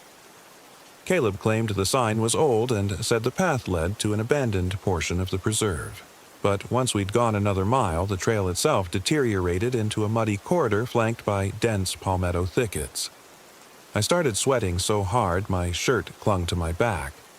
The real weirdness began not too long after we left the recognized trails. My phone battery, which was at 80% when we started, suddenly dropped to 10. I pulled out a power bank, but that too seemed drained. "That's impossible," I muttered, showing the screen to Caleb. He shrugged, cracking a dismissive joke about cursed swamps. We tried to check our GPS, but the screen showed our position in random blips, as if we were jumping around the map. At first, we chalked it up to a bad signal. Florida swamps weren't known for great service after all. But when Caleb tried his phone and got the same glitch, we shared an uneasy glance. It was around then that Boone started whining. He'd lock his gaze on a particular stand of cypress trees, hackles raised, lips quivering. I could see the tension ripple through his shoulders. I tried to guide him forward, but he'd drag behind, resisting the leash. My attempts at coaxing him with treats failed. Caleb half laughed, half grimaced. "He's got better senses than we do, right?" he joked. Then he turned serious. "If he's spooked, maybe we should pay attention." Still, we pressed on. We were determined to set up camp before dark. We waded through water up to our calves at one point, stepping around cypress knees that jutted from the earth like jagged teeth. Rustling leaves in the canopy overhead sounded like whispers. Every now and then, it felt as if the wind carried a voice, a low moan that sank back into silence if we tried to pinpoint it. By late afternoon, we reached a small dry patch of ground about the size of a suburban backyard, ringed on all sides by shallow swamp water. Caleb confirmed it was Cypress Hook, though how he knew, I couldn't say. The area offered just enough space for 2 tents. I was already exhausted from the humidity, from trudging through mud, and from that intangible sense of being watched. We set up camp quickly. Boone paced around, sniffing everything, finally settling near the entrance of my tent. He wouldn't let me out of his sight. Caleb had a tension about him. He lit a small fire with surprising haste, as though eager to push back the gloom. Yet the flame was odd. As it caught the tinder, it first glowed bright orange, then flickered greenish, and at one point, just for a second, blue. Caleb frowned at the spectacle. "Might be chemicals in the wood," he said, trying to sound casual. But I heard the quaver in his voice. Boone let out a soft growl, staring at the fire like it was alive. Night came swiftly. With the swamp so thick the last rays of sunlight vanished almost at once, replaced by an all-encompassing darkness. I expected the usual Florida nighttime chorus, crickets, frogs, maybe an alligator grunt in the distance, but the silence was suffocating, broken only by an occasional drip or splash as something moved in the water. Every now and then, I thought I heard distant howling. The first time, I figured it might be a coyote, but the second time, it sounded too human. The third time, Boone let out a barking frenzy, forcing me to cradle his head and speak softly to calm him down. I tried to sleep, but every fiber of my being was alert. The air felt electrified, as if lightning were about to strike any second. Around midnight, I heard Caleb stirring in his tent. He must have needed the bathroom because I caught a glimpse of his headlamp flicking on. I shut my eyes and pretended to be asleep. The next thing I knew, I jerked awake to the sound of Boone barking like mad. I scrambled for the zipper. Boone was already halfway out of the tent, pulling the leash from my hand. I crawled out, frantic, calling after him, "Boone! Boone! Wait!" Caleb was gone. His tent flap was wide open, no sign of him. Boone bolted toward the tree line, so I chased after him.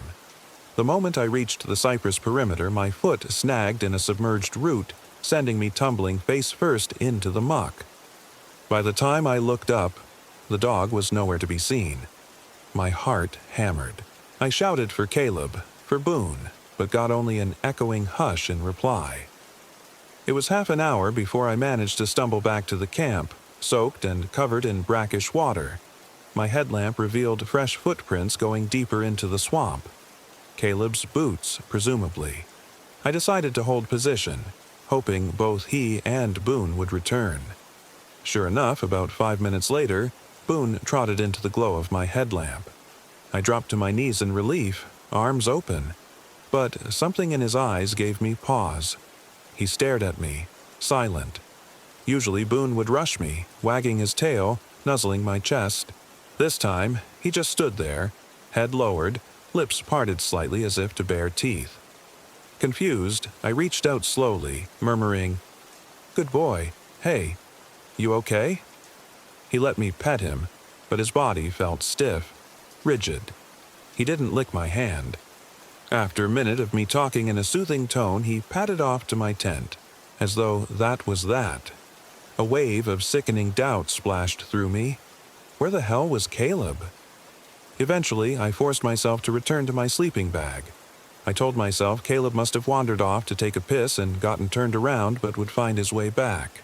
Boone lay near my feet, eyes open, staring out the tent flap. I tried to drift off. Then I heard a soft voice from outside. "Nathan. Nate. Come out here." It sounded like Caleb, but strained, distant. I unzipped the tent, pointed my headlamp into the darkness. Nothing. I called his name. No answer. I inched out, scanning around, heart racing. After a few tense minutes, I retreated. That's when I noticed the tent zipper was undone at the bottom, like someone or something had opened it from inside while I was outside. Maybe Boone pawed at it, I thought, though I wasn't sure how. Confusion mingled with dread. By morning light, I sat up, feeling as though I'd barely slept. My entire body was clammy. The sunlight in these swamps feels murky, filtered through a haze. The first thing I noticed was that my boots were missing, and so was my phone. The only reason I even noticed was that I'd intended to check the time. "What in the—" I muttered. Searching around outside, I found my boots by the extinguished fire pit. A long butcher knife, one we'd brought for cutting rope and kindling, was nailed through the leather, pinning the boots to the ground. My phone was right next to it, face smashed. Adrenaline coursed through me. I couldn't breathe properly. Someone had violently staked my boots down, and I had no clue who or why. Then I remembered Caleb. I spun around, scanning the clearing. His tent was still unoccupied, the flap open. It looked rummaged through. Clothing scattered, a near-empty backpack left behind. No sign of him.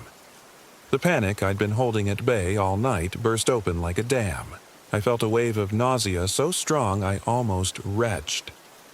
Boone sat near my tent, watching me, not wagging his tail, not whining, just watching. I tried to calm myself by focusing on small tasks, removing the knife, retrieving my boots, which had 2 neat holes in them now. That's when I realized the blade was hammered in with such force that I had to wedge my foot against a rock to pull it free. At last, I managed, hands shaking. Then I checked on our supplies. The leftover protein bars, vacuum-sealed, all rotten, covered in some pale fungus that stank of decay. Our water had a chlorine smell strong enough to make my eyes burn. The few instant rice packets we had were squirming with maggots. My stomach flipped in horror. Everything had gone bad overnight. That shouldn't have been possible.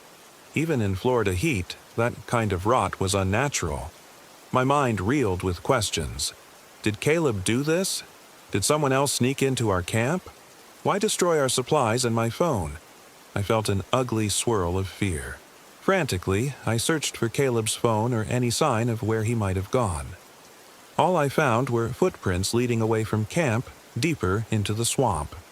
At that moment, I debated trying to follow them right away, but a sense of self-preservation urged me to gather what usable gear remained. I salvaged a few items: a half-full canteen that still seemed okay, a flare, some rope that wasn't soaked in filth, and a battered first aid kit. That was when Boone trotted up. He pressed his nose against my thigh, letting out a low, almost pained whine. "Hey, buddy," I murmured, relieved that at least he was showing some affection now. I checked him over for injuries, found nothing. He still seemed anxious, though. His eyes flicked from me to the tree line as if expecting something to emerge. Then, near the swamp's edge, I spotted a faint trail of footprints in the muck. They looked like boot prints, the same size as Caleb's. Determined to find him, I set out with Boone at my side, forging through knee-deep water. Every step felt precarious. The swamp floor was riddled with hidden cypress knees and rotting logs. My mind was a chorus of anxieties. If Caleb was in trouble, how would I carry him back? If he was injured or delirious, would he even recognize me? We made our way deeper, following that messy line of footprints until they vanished in a patch of thick duckweed. The only option was to press forward. After maybe 20 minutes of waiting, I heard a bark echo through the trees. I froze. It sounded like Boone's bark, but Boone was right beside me, silent. I looked down at him. His hackles rose, ears pinned back. My stomach twisted. Another bark rang out, the same pitch, the same rhythm. Then it shifted, mid-bark, to a strangled noise that was almost human. I pressed on, heart in my throat. The cypress trees rose taller here, forming a canopy so dense the sky was barely visible. The water was darker, the murk deeper. I glimpsed something white bobbing on the surface. Curiosity and dread battled inside me. Step by step, I approached. It was a torn piece of cloth. Caleb's shirt, if I wasn't mistaken. I scooped it up, dripping. The cloth was stained a deep brownish red. Blood, presumably. My heart pounded so loud I worried it would attract predators. We trudged on, drawn by an irrational hope that we might find him alive and in need of help. After another 15 minutes, we emerged into a clearing that defied all logic. The trees here formed a perfect, nearly circular boundary, with the interior grass rising on a small mound. The ground was mostly solid, a rare bit of dryness. Boone circled around me, whining, the sound echoing like a cry in a cathedral. In the center of this circle stood a half-fallen tree trunk, draped in moss, and what I initially mistook for a deer carcass. But the shape was too big. My legs turned to jelly as I realized it was a dog's corpse, half-flayed, the fur a distinct salt and pepper pattern I recognized immediately. It was Boone. I stared in shock, mind reeling. Boone was right beside me, tail down, hackles up. And yet there, in the clearing's center, lay his mutilated body. My rational brain seized up. Was this some sick delusion? My stomach heaved and I dropped to my knees, chest tight. I forced myself to look at Boone by my side. Same color pattern, same approximate size. But as soon as my eyes locked onto him, he took a step back, lips curling into something akin to a grin.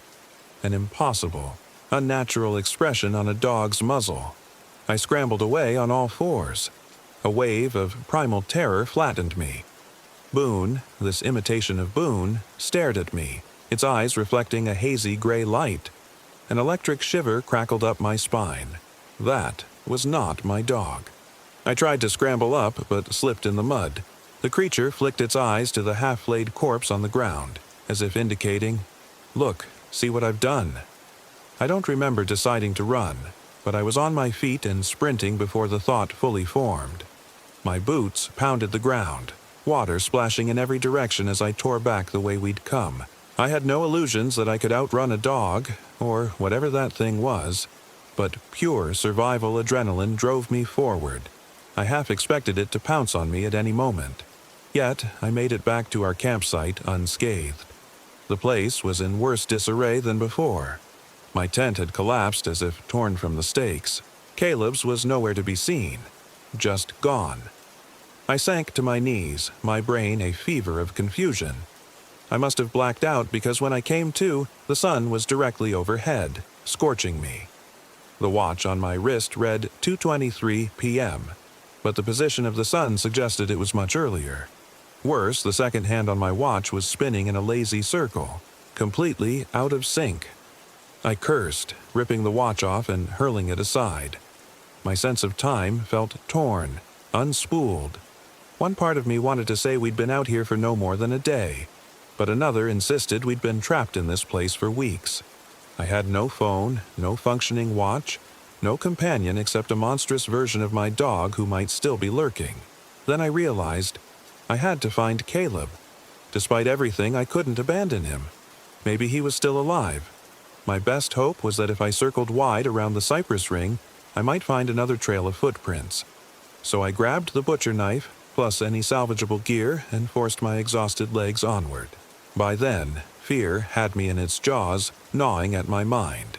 Each step was accompanied by this haunting sense of being watched, as if countless eyes peered through the water and the brush. I recall entering a thicker patch of swamp, where cypress knees poked above the water like so many pale tombstones. The air smelled foul, like rotting vegetation. When I glimpsed a shape in the distance, I froze, ducking behind a large tree trunk. A figure stood a few yards away, shin-deep in water, rummaging in a rotted log. My heart soared for a moment. It was Caleb. I recognized his navy cargo pants, the red bandana around his neck. Relief flooded my senses. I almost called out, but something in his posture made me stop. He stood there, stiff, swaying slightly. He reached into the log and pulled out a writhing snake or eel, which he examined for a moment. Then he brought it to his mouth, lips parting, and started chewing, blood trickling down his chin. I clapped a hand over my mouth to stifle a gasp. My friend, my companion, was there, devouring a swamp creature raw. Slowly, I stepped back. My foot snapped a twig. Caleb's head snapped up, eyes locking on me. At least, I think it was him, but his eyes looked too wide, the whites showing all around, and his jaw seemed hinged incorrectly. He stared for a solid 5 seconds, unblinking, blood dripping. Then, in a single unnerving motion, he dropped the slimy creature and lunged toward me. Panicking, I slipped in the mud, landing hard on my side. My breath rushed out in a startled grunt. Caleb was upon me, hands grabbing at my shirt. His skin felt fever hot. I could see the gold flecks in his irises which flickered in the dappled light. He smelled like iron and decay. Before he could pin me, I swung the butcher knife in a wild arc. The blade sliced across his arm. He howled, recoiling. The sound was part human, part feral yelp. Scrambling away, I managed to gain a small distance. A swirl of guilt and terror seized me. I didn't want to hurt my friend, but he looked rabid, possessed, something inhuman radiating from him. He advanced again, staggering a bit from the wound. His arm gushed, but he didn't seem to notice or care. His expression was blank except for the twitching of his lips, which parted to expose teeth that appeared sharper. Or was that just a trick of the light? "Caleb!" I shouted, voice cracking. "Caleb, snap out of it!" But he only hissed, a guttural alien sound. When he lunged again, I sidestepped, then bashed him with the butt of the knife handle. He stumbled, landing heavily on a submerged log. I turned and ran, forging blindly through the swamp, not caring about my direction, only wanting to flee. I must have run for an hour, though it felt like an eternity. The environment blurred into a kaleidoscope of cypress trunks and vines.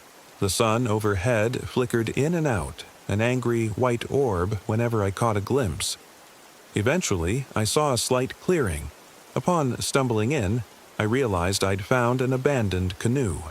It lay half sunk in the water, covered in slime. Around it were empty plastic jugs strewn about as if whoever owned it had left in a hurry. I considered for a moment if I could use it to escape, but it had a massive crack down the middle, beyond repair. While I knelt there, gasping for breath, I heard a distant bark echo through the swamp.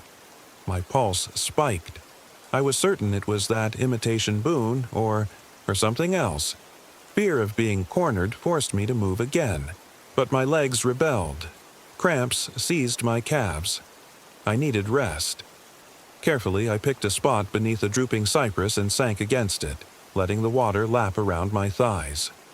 Fatigue weighed on me like an anchor. My mind scrambled for an explanation. A disease, a hallucination, a supernatural curse. The name Neequa flickered in my memory, though I couldn't recall from where. Maybe from some half-forgotten local legend. Something about a shapeshifter or skinwalker. Was that even real? My rational side balked, but the events defied any natural explanation. If you see your dog's flayed corpse while your dog stands beside you, normal logic doesn't apply. I forced myself to eat one of the old energy bars. The rancid stench nearly made me puke, but I needed the calories, any sustenance at all.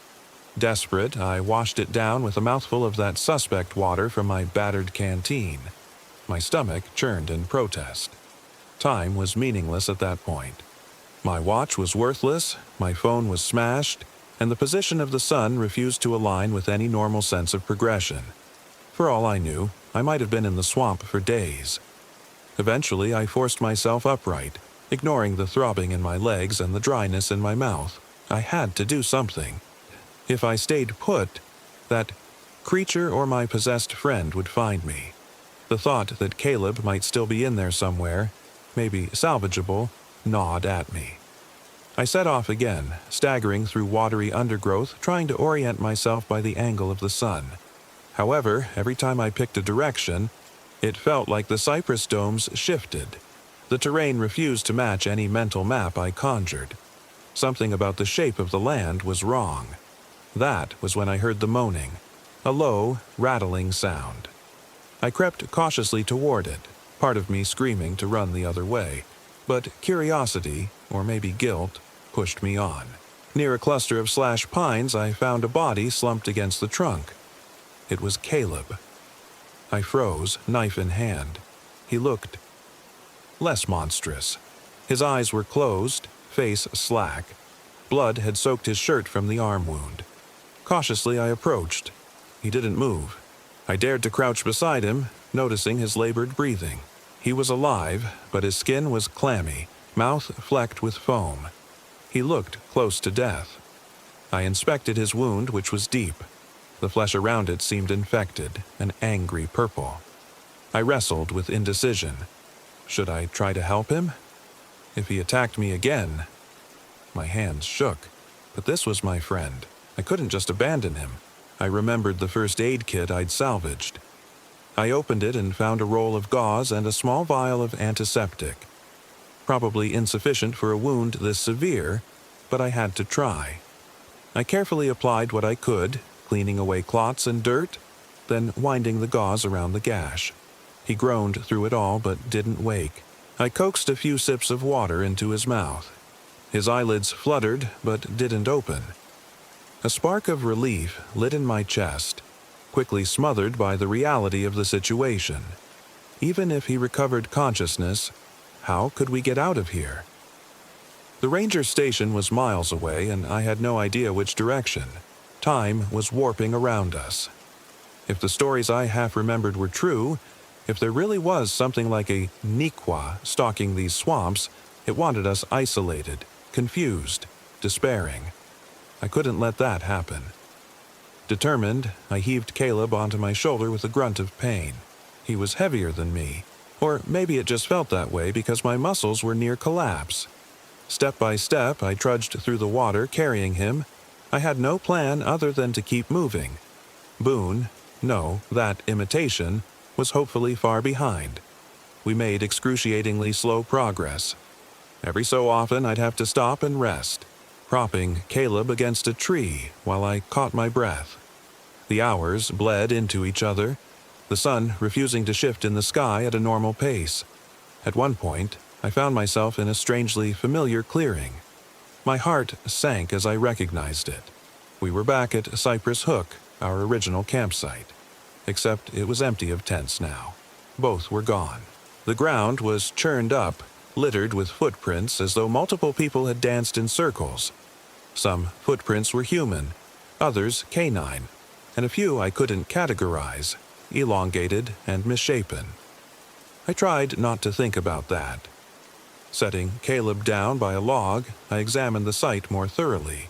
Charred remains of the fire were scattered about. The half-burnt logs looked twisted, almost braided, which made no sense. My phone lay in the dirt, screen shattered, battery missing. A feeling of anger surged inside me. I kicked the phone away, cursing. That's when I heard a soft rustle behind me. I whirled around, brandishing the knife. Caleb was still slumped, breathing shallow but steady. No one else. Then a shape emerged from the tree line. It was Boone again, or the thing wearing Boone's shape. Its fur glistened as though wet. Slowly, it padded toward me. My grip on the knife tightened so hard my knuckles ached. The creature halted about 10 feet away, lowering its head in a submissive posture. My mind screamed at me to run or fight, but an unexpected pity surfaced, even though I knew this wasn't truly my dog. "You killed him," I whispered, voice trembling. "He's lying in the swamp, skinned." The dog thing stared, ears half back, tail wagging slowly. It opened its mouth, and a low, guttural noise emerged that sounded vaguely like human laughter. My stomach lurched. Suddenly, Caleb stirred behind me. His voice croaked, "Nate." I glanced back, relieved he was conscious. But as I turned, the dog thing lunged. It knocked me aside easily, sending the knife spinning from my grip. I landed hard on my shoulder, a bolt of pain radiating down my arm. When I looked up, the creature was inches from Caleb, jaws parted. Caleb, eyes wide, managed a feeble scream, but that was all. The dog thing bit into his leg, ripping away a chunk of flesh with terrifying ease. I scrambled to retrieve my knife, shouting incoherent threats. The moment I grabbed it, I charged. The dog thing spun around, teeth bared, a chunk of Caleb's muscle hanging from its jaws. My friend's blood splattered across the moss. In that split second, I saw no choice. I stabbed downward, burying the knife in the dog thing's neck. It yelped, a guttural, rasping cry that pitched into a screech. Jerking the blade free, I struck again, this time hacking at its spinal column. Hot fluid sprayed across my face. I nearly gagged at the stench. The dog thing writhed, legs flailing. Then it collapsed, twitching. Panting, I staggered back. My body was electric with horror.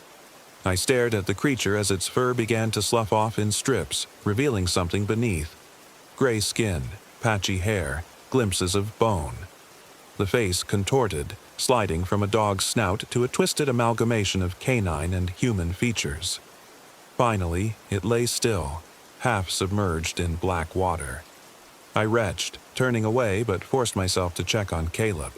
He was moaning, blood pouring from his leg. I tore strips from his shirt, trying to staunch the flow. "Hang on," I pleaded. His eyes flickered open, tears leaking down his cheeks. Despite the pain, he spoke, voice trembling. "Nate, I'm sorry. I brought you here." "Don't talk like that," I snapped, pressing on the wound. "We're gonna get out." He inhaled sharply, wincing. "I remember last time. It took one of my clients. I never told anyone how. I just left them. I ran." His confession was broken by sobs. I realized, sickened, that he'd known about this nightmare all along. And he'd brought me anyway. Words failed me. Betrayal, fury, and pity roiled in my gut. But I couldn't dwell on it. We had to survive.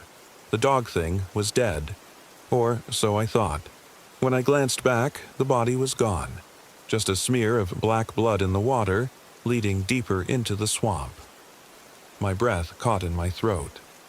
How? I whispered. Caleb's eyes met mine in abject terror. He tried to speak, but only a strangled cough emerged. I half carried, half dragged him away from the campsite, ignoring the vicious pain in my shoulder. We stumbled onto a faint trail or game path, scattered with footprints. We followed it, hoping it led to the boundary of the preserve. Our progress was agonizingly slow. Caleb's wound was bad, and I had a single roll of gauze left. Time warped. The sun dipped behind the trees, then rose again in the space of minutes or so it seemed. My head throbbed, dehydration setting in. We saw strange illusions. Logs floating in the air, flickers of ghostly shapes in the distance. Once, I thought I heard my mother calling my name. Another time, I saw my childhood home appear through the branches. At some point, we found a cluster of logs forming a semi-solid ridge. I helped Caleb up, so he didn't have to wade. The smell of algae was overpowering, but the ridge offered a vantage point over the watery expanse. That's when I saw it. A dilapidated fire tower, half concealed by swamp growth, maybe a quarter mile away. A surge of hope flooded me. If we could reach it, maybe we'd find a radio, or at least a vantage to signal for help. It took another eternity, or so it felt, to reach the tower. The base was rusted, the ladder missing bottom rungs. The structure was fenced off with chain link that had partially collapsed. I found a gap large enough to maneuver Caleb through. Every movement made him groan in agony, the color draining from his face. I worried he wouldn't survive much longer. The ground around the tower was muddy, but at least it was relatively shallow. With a burst of adrenaline, I helped him up the first few rungs, then climbed beneath him, pushing him up when he faltered. The tower cabin, about 20 feet off the ground, was missing a door. We crawled inside. The floor creaked ominously under our combined weight. A small desk, rotted and covered in mildew, stood in one corner, an ancient radio on top. The air smelled stale and dusty, though how dust could settle in such a damp environment was beyond me. I eased Caleb onto the floor, where he promptly passed out. I checked the radio, an old model with a large dial. No power. The battery panel was corroded. A wave of disappointment crashed over me. Even so, being above ground gave me a clearer view. Night was falling again if the color of the sky was real. I surveyed the horizon. All I saw were miles of swamp. No lights, no road, no sign of civilization. Exhaustion caught up to me, and I sank to my knees, leaning against the rotted desk. My eyelids drooped. Despite the fear that anything could scale the tower and ambush us, my body demanded rest. I drifted, dreamless, until a scraping sound woke me. I bolted upright, expecting an attack. Instead, I found Caleb awake, rummaging in a rusted toolbox that had been left behind. He turned to me, his expression distant, half wild. I forced a weak smile. "You okay?" He stared for a long moment. Then, in a voice that barely sounded like his own, he said, "We can't leave. It won't let us." I swallowed hard. "We have to try, or we'll die here." He looked back into the toolbox, muttering something I couldn't catch. I crawled to him, placed a hand on his shoulder. He flinched as if my touch burned. "Caleb, stay with me," I pleaded. He turned and pressed a damp scrap of paper into my hand. On it were scribbled notes, coordinates, references to local folklore. Words jumped out. Skinwalker, shapeshifter, Neequa. "Found it on the old guide trip," he whispered. "It follows trauma, confusion, thrives on fear, steals forms." His eyes brimmed with tears. "I'm sorry, Nate." A swell of pity and anger rose in me. I wanted to scream at him, to blame him, but I saw how broken he was. He'd already begun to lose himself long before we arrived. Maybe that's what drew this evil force to him in the first place. We huddled in silence for a long while, the shadows thickening. My thirst became unbearable, my lips cracked. I rummaged for anything that might collect condensation or dew. All the while, I listened for footsteps or claws on the ladder, half expecting that dog thing or some new monstrosity to appear. At some point, I must have dozed off again. I awoke to the sound of the radio hissing with static. Shocked, I scrambled over. The dials were still broken, the battery compartment corroded. And yet, faintly, I heard a voice. "Help me! Help me! Help me! Help me! Help me!" The phrase repeated in a robotic monotone. My eyes flicked to Caleb, who was crouched by the open doorway, staring out. The radio squealed, cutting off as abruptly as it started. My heart hammered so violently I thought it might explode. Caleb spoke without turning to look at me. "It's messing with us, trying to break us." His voice was chillingly calm. I crawled to his side and looked over the swamp. I nearly jumped out of my skin. In the gloom, I could see two shapes standing at the tower's base, about 15 feet below. One was a dog the size of Boone, only its proportions seemed off. Beside it stood a man in tattered cargo pants, arms hanging limply, head tilted back as if sniffing the air. I recognized him, my friend, but also not him, because the real Caleb was with me up here. "That's it, isn't it?" I croaked. "It's shape-shifting again." Caleb's breath hissed out. "We have to end this." A knot of dread twisted in my gut. I looked at him. End it how? He turned his gaze toward me, eyes glassy as though he was beyond hope. "We burn it, or we kill it, or we die here." The words were matter of fact. For a moment, I couldn't respond. The notion of fighting that thing head-on seemed suicidal, but a fierce, desperate anger roared in me at the thought of letting it pick us off or drive us insane. "Okay," I said, voice unsteady. "We try." Gathering our meager supplies, we realized we had a small can of kerosene. It was in the rusted toolbox, presumably left by whoever once used this tower. The can felt mostly full. My heart leapt at the potential. "If we can lure it in, we can burn it," Caleb said, each breath ragged. He was losing blood from the bandaged leg, but the adrenaline of desperation gave him a last burst of energy. Outside, thunder rumbled, and a smattering of rain began to patter on the tin roof. The shapes below hadn't moved. They stared up, waiting, as if they knew we were planning something. We decided Caleb would stay in the tower, hidden near the entrance. I would slip down, circle around, and try to drive them toward the tower's base. Then we'd douse them with kerosene from above and light them up. The plan was terrifying, but it was all we had. I tried to psych myself up, repeating mental mantras, ignoring the tremble in my hands. Caleb pressed the can of kerosene into my grip. "Don't miss your chance," he said. I nodded, swallowing hard. Climbing down was a nightmare. The partial rungs forced me to drop 6 or 7 feet to the muddy ground, nearly twisting my ankle. The dog thing and the man shape parted, staying just out of reach of the tower's glare. Lightning flashed, illuminating their silhouettes. For a second, I saw the man's face, pale, elongated jaw, eyes reflecting watery light like an alligator's. I almost lost my nerve. I forced myself to lunge forward, brandishing the butcher knife. "Hey!" I shouted, voice raw. "Come on, you bastards!" The dog thing snarled. The man thing cocked its head. I advanced, flailing the knife, knees shaking. They gave ground, seemingly uncertain about my outburst.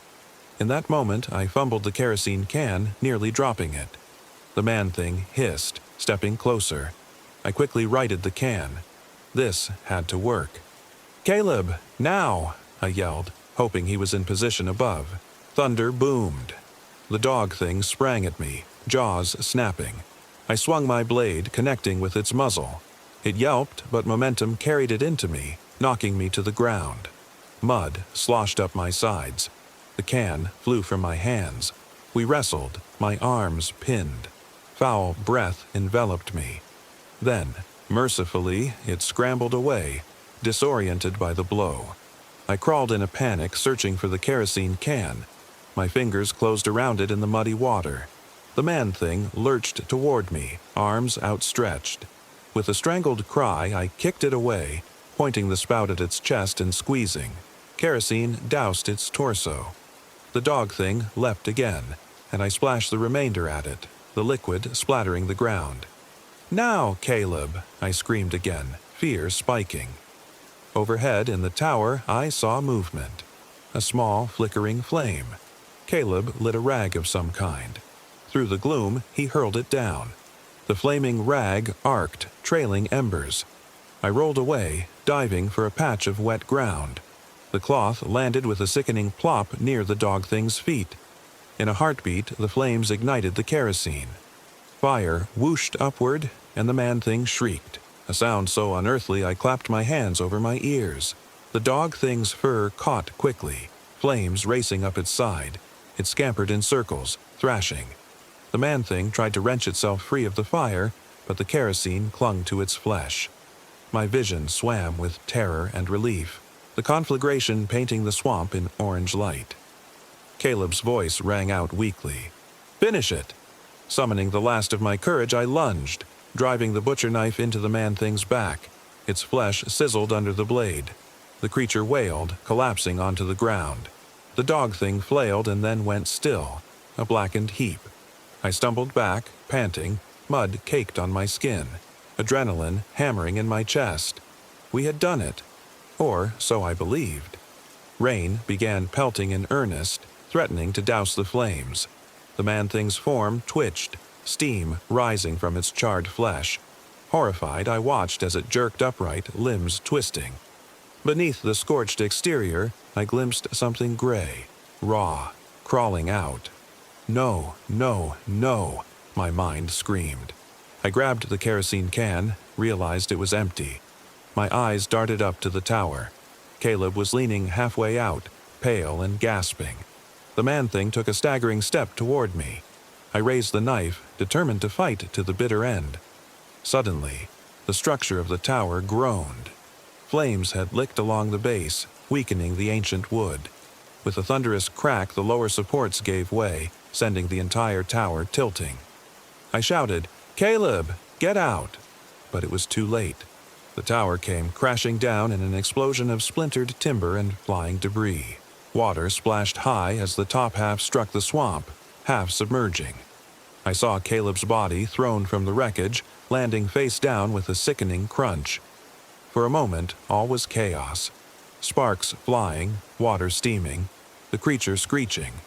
Then, mercifully, silence. Numb with shock, I stumbled through the debris, searching for my friend.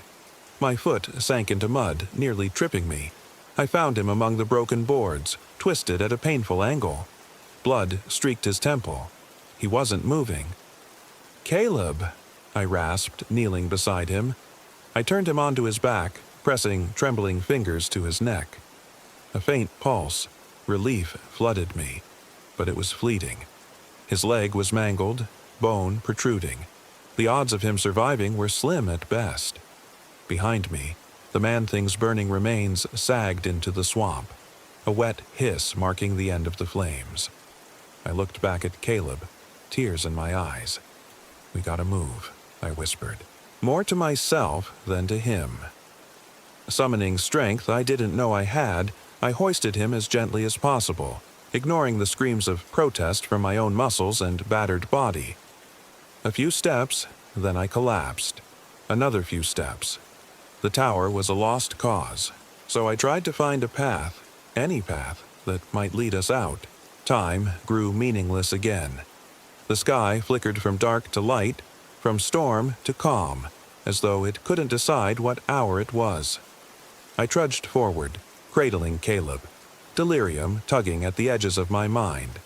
My friend's breathing became shallow, ragged. Every few minutes he'd let out a weak moan. I whispered encouragement, though my words felt hollow. My vision blurred, my throat burned from dehydration and smoke inhalation. Yet I pressed on, the specter of that shapeshifter spurring me to keep going.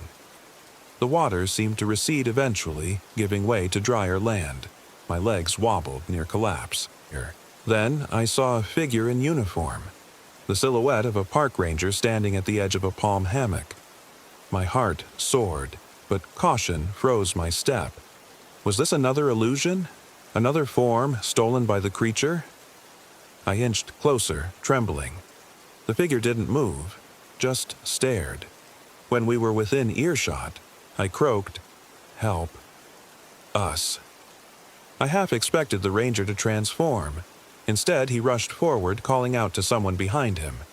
Soon, multiple rangers surrounded us, asking questions I was too dazed to process. I blinked tears of relief, sobbing as they lifted Caleb from my arms. The last thing I recalled was collapsing onto the ground, thinking, we made it. We actually made it. Then darkness took me. I woke in a hospital bed, an IV in my arm. My throat felt scraped raw, like I'd swallowed glass. A doctor bustled in, followed by a stern-faced older man who introduced himself as a detective. I was asked a barrage of questions. Where had we been? What happened to Caleb? Why were we out there? I struggled to answer coherently, recalling only bits of the horror in Fakahachi. They told me I'd been missing for 6 days. The ranger who found us said we'd stumbled out of a back trail, dehydrated, covered in wounds. Caleb was in ICU, barely clinging to life. The detective hinted that my story, if I told the truth, would sound insane. I provided a half-lie. We got lost, some animal attacked us, we tried to survive. He pressed me about the injuries, particularly the savage bites. I repeated that it was a wild dog. Days passed. They treated my scrapes, my infected shoulder, the burns on my hands from the kerosene. My mind was foggy, and I didn't attempt to clarify the contradictions. One day, I asked about Boone. The nurse looked puzzled. "Your dog, he wasn't found with you." Another nurse told me I'd kept yelling about a dog. "You poor man," she'd said, patting my arm, "You must have been hallucinating." They had no idea how real it was, or that the dog thing might still be out there in some form. Eventually, a detective returned, mentioning they'd found gruesome remains in the swamp, possibly canine. They also discovered a collapsed fire tower. No sign of suspicious persons, though, except for footprints they couldn't identify. The detective raised an eyebrow at me as if suspecting I was withholding the full story. I gave nothing more. My mind whirled with nightmares every night. Still, I hoped maybe it was all over, that the shapeshifter was truly gone. On the day I was finally discharged, a storm raged outside. I limped out to the front, waiting for a nurse to wheel me to the exit.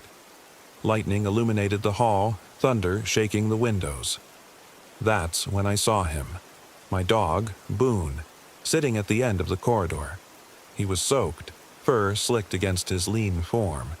He stared at me, lips parted in something that might have been a grin. My heart nearly stopped.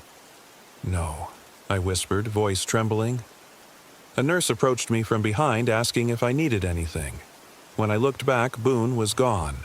I staggered forward, ignoring the nurse's protests. I peered around the corner, searching. Nobody, just an empty hallway. But the floor where he'd been sitting was wet with puddled water, faint paw prints leading around the corner. A final wave of dread swelled in my gut. Maybe it was the real Boone, somehow escaped the swamp, but I knew that was impossible. I'd seen my dog's flayed corpse with my own eyes, so what was standing there, staring at me, if not a leftover piece of that shapeshifter? Or something else wearing my dog's shape? The nurse coaxed me back to my bed, insisting that the storm was too severe for me to leave at that moment. I barely heard her. My mind was consumed with the realization that it was never going to end. I might leave the swamp, but it would never leave me. Caleb's betrayal, the unholy creature we tried to kill, the time we lost, they were all part of me now, haunting me like a shadow I can't outrun. Even as I lie awake in the hospital cot, the overhead fluorescents buzzing, I swear I hear Boone's nails clicking in the hallway. That's why I'm writing this all down now, because I don't know how long I have before it comes again. Maybe I'm doomed to see it in every reflection, hear it in every bark.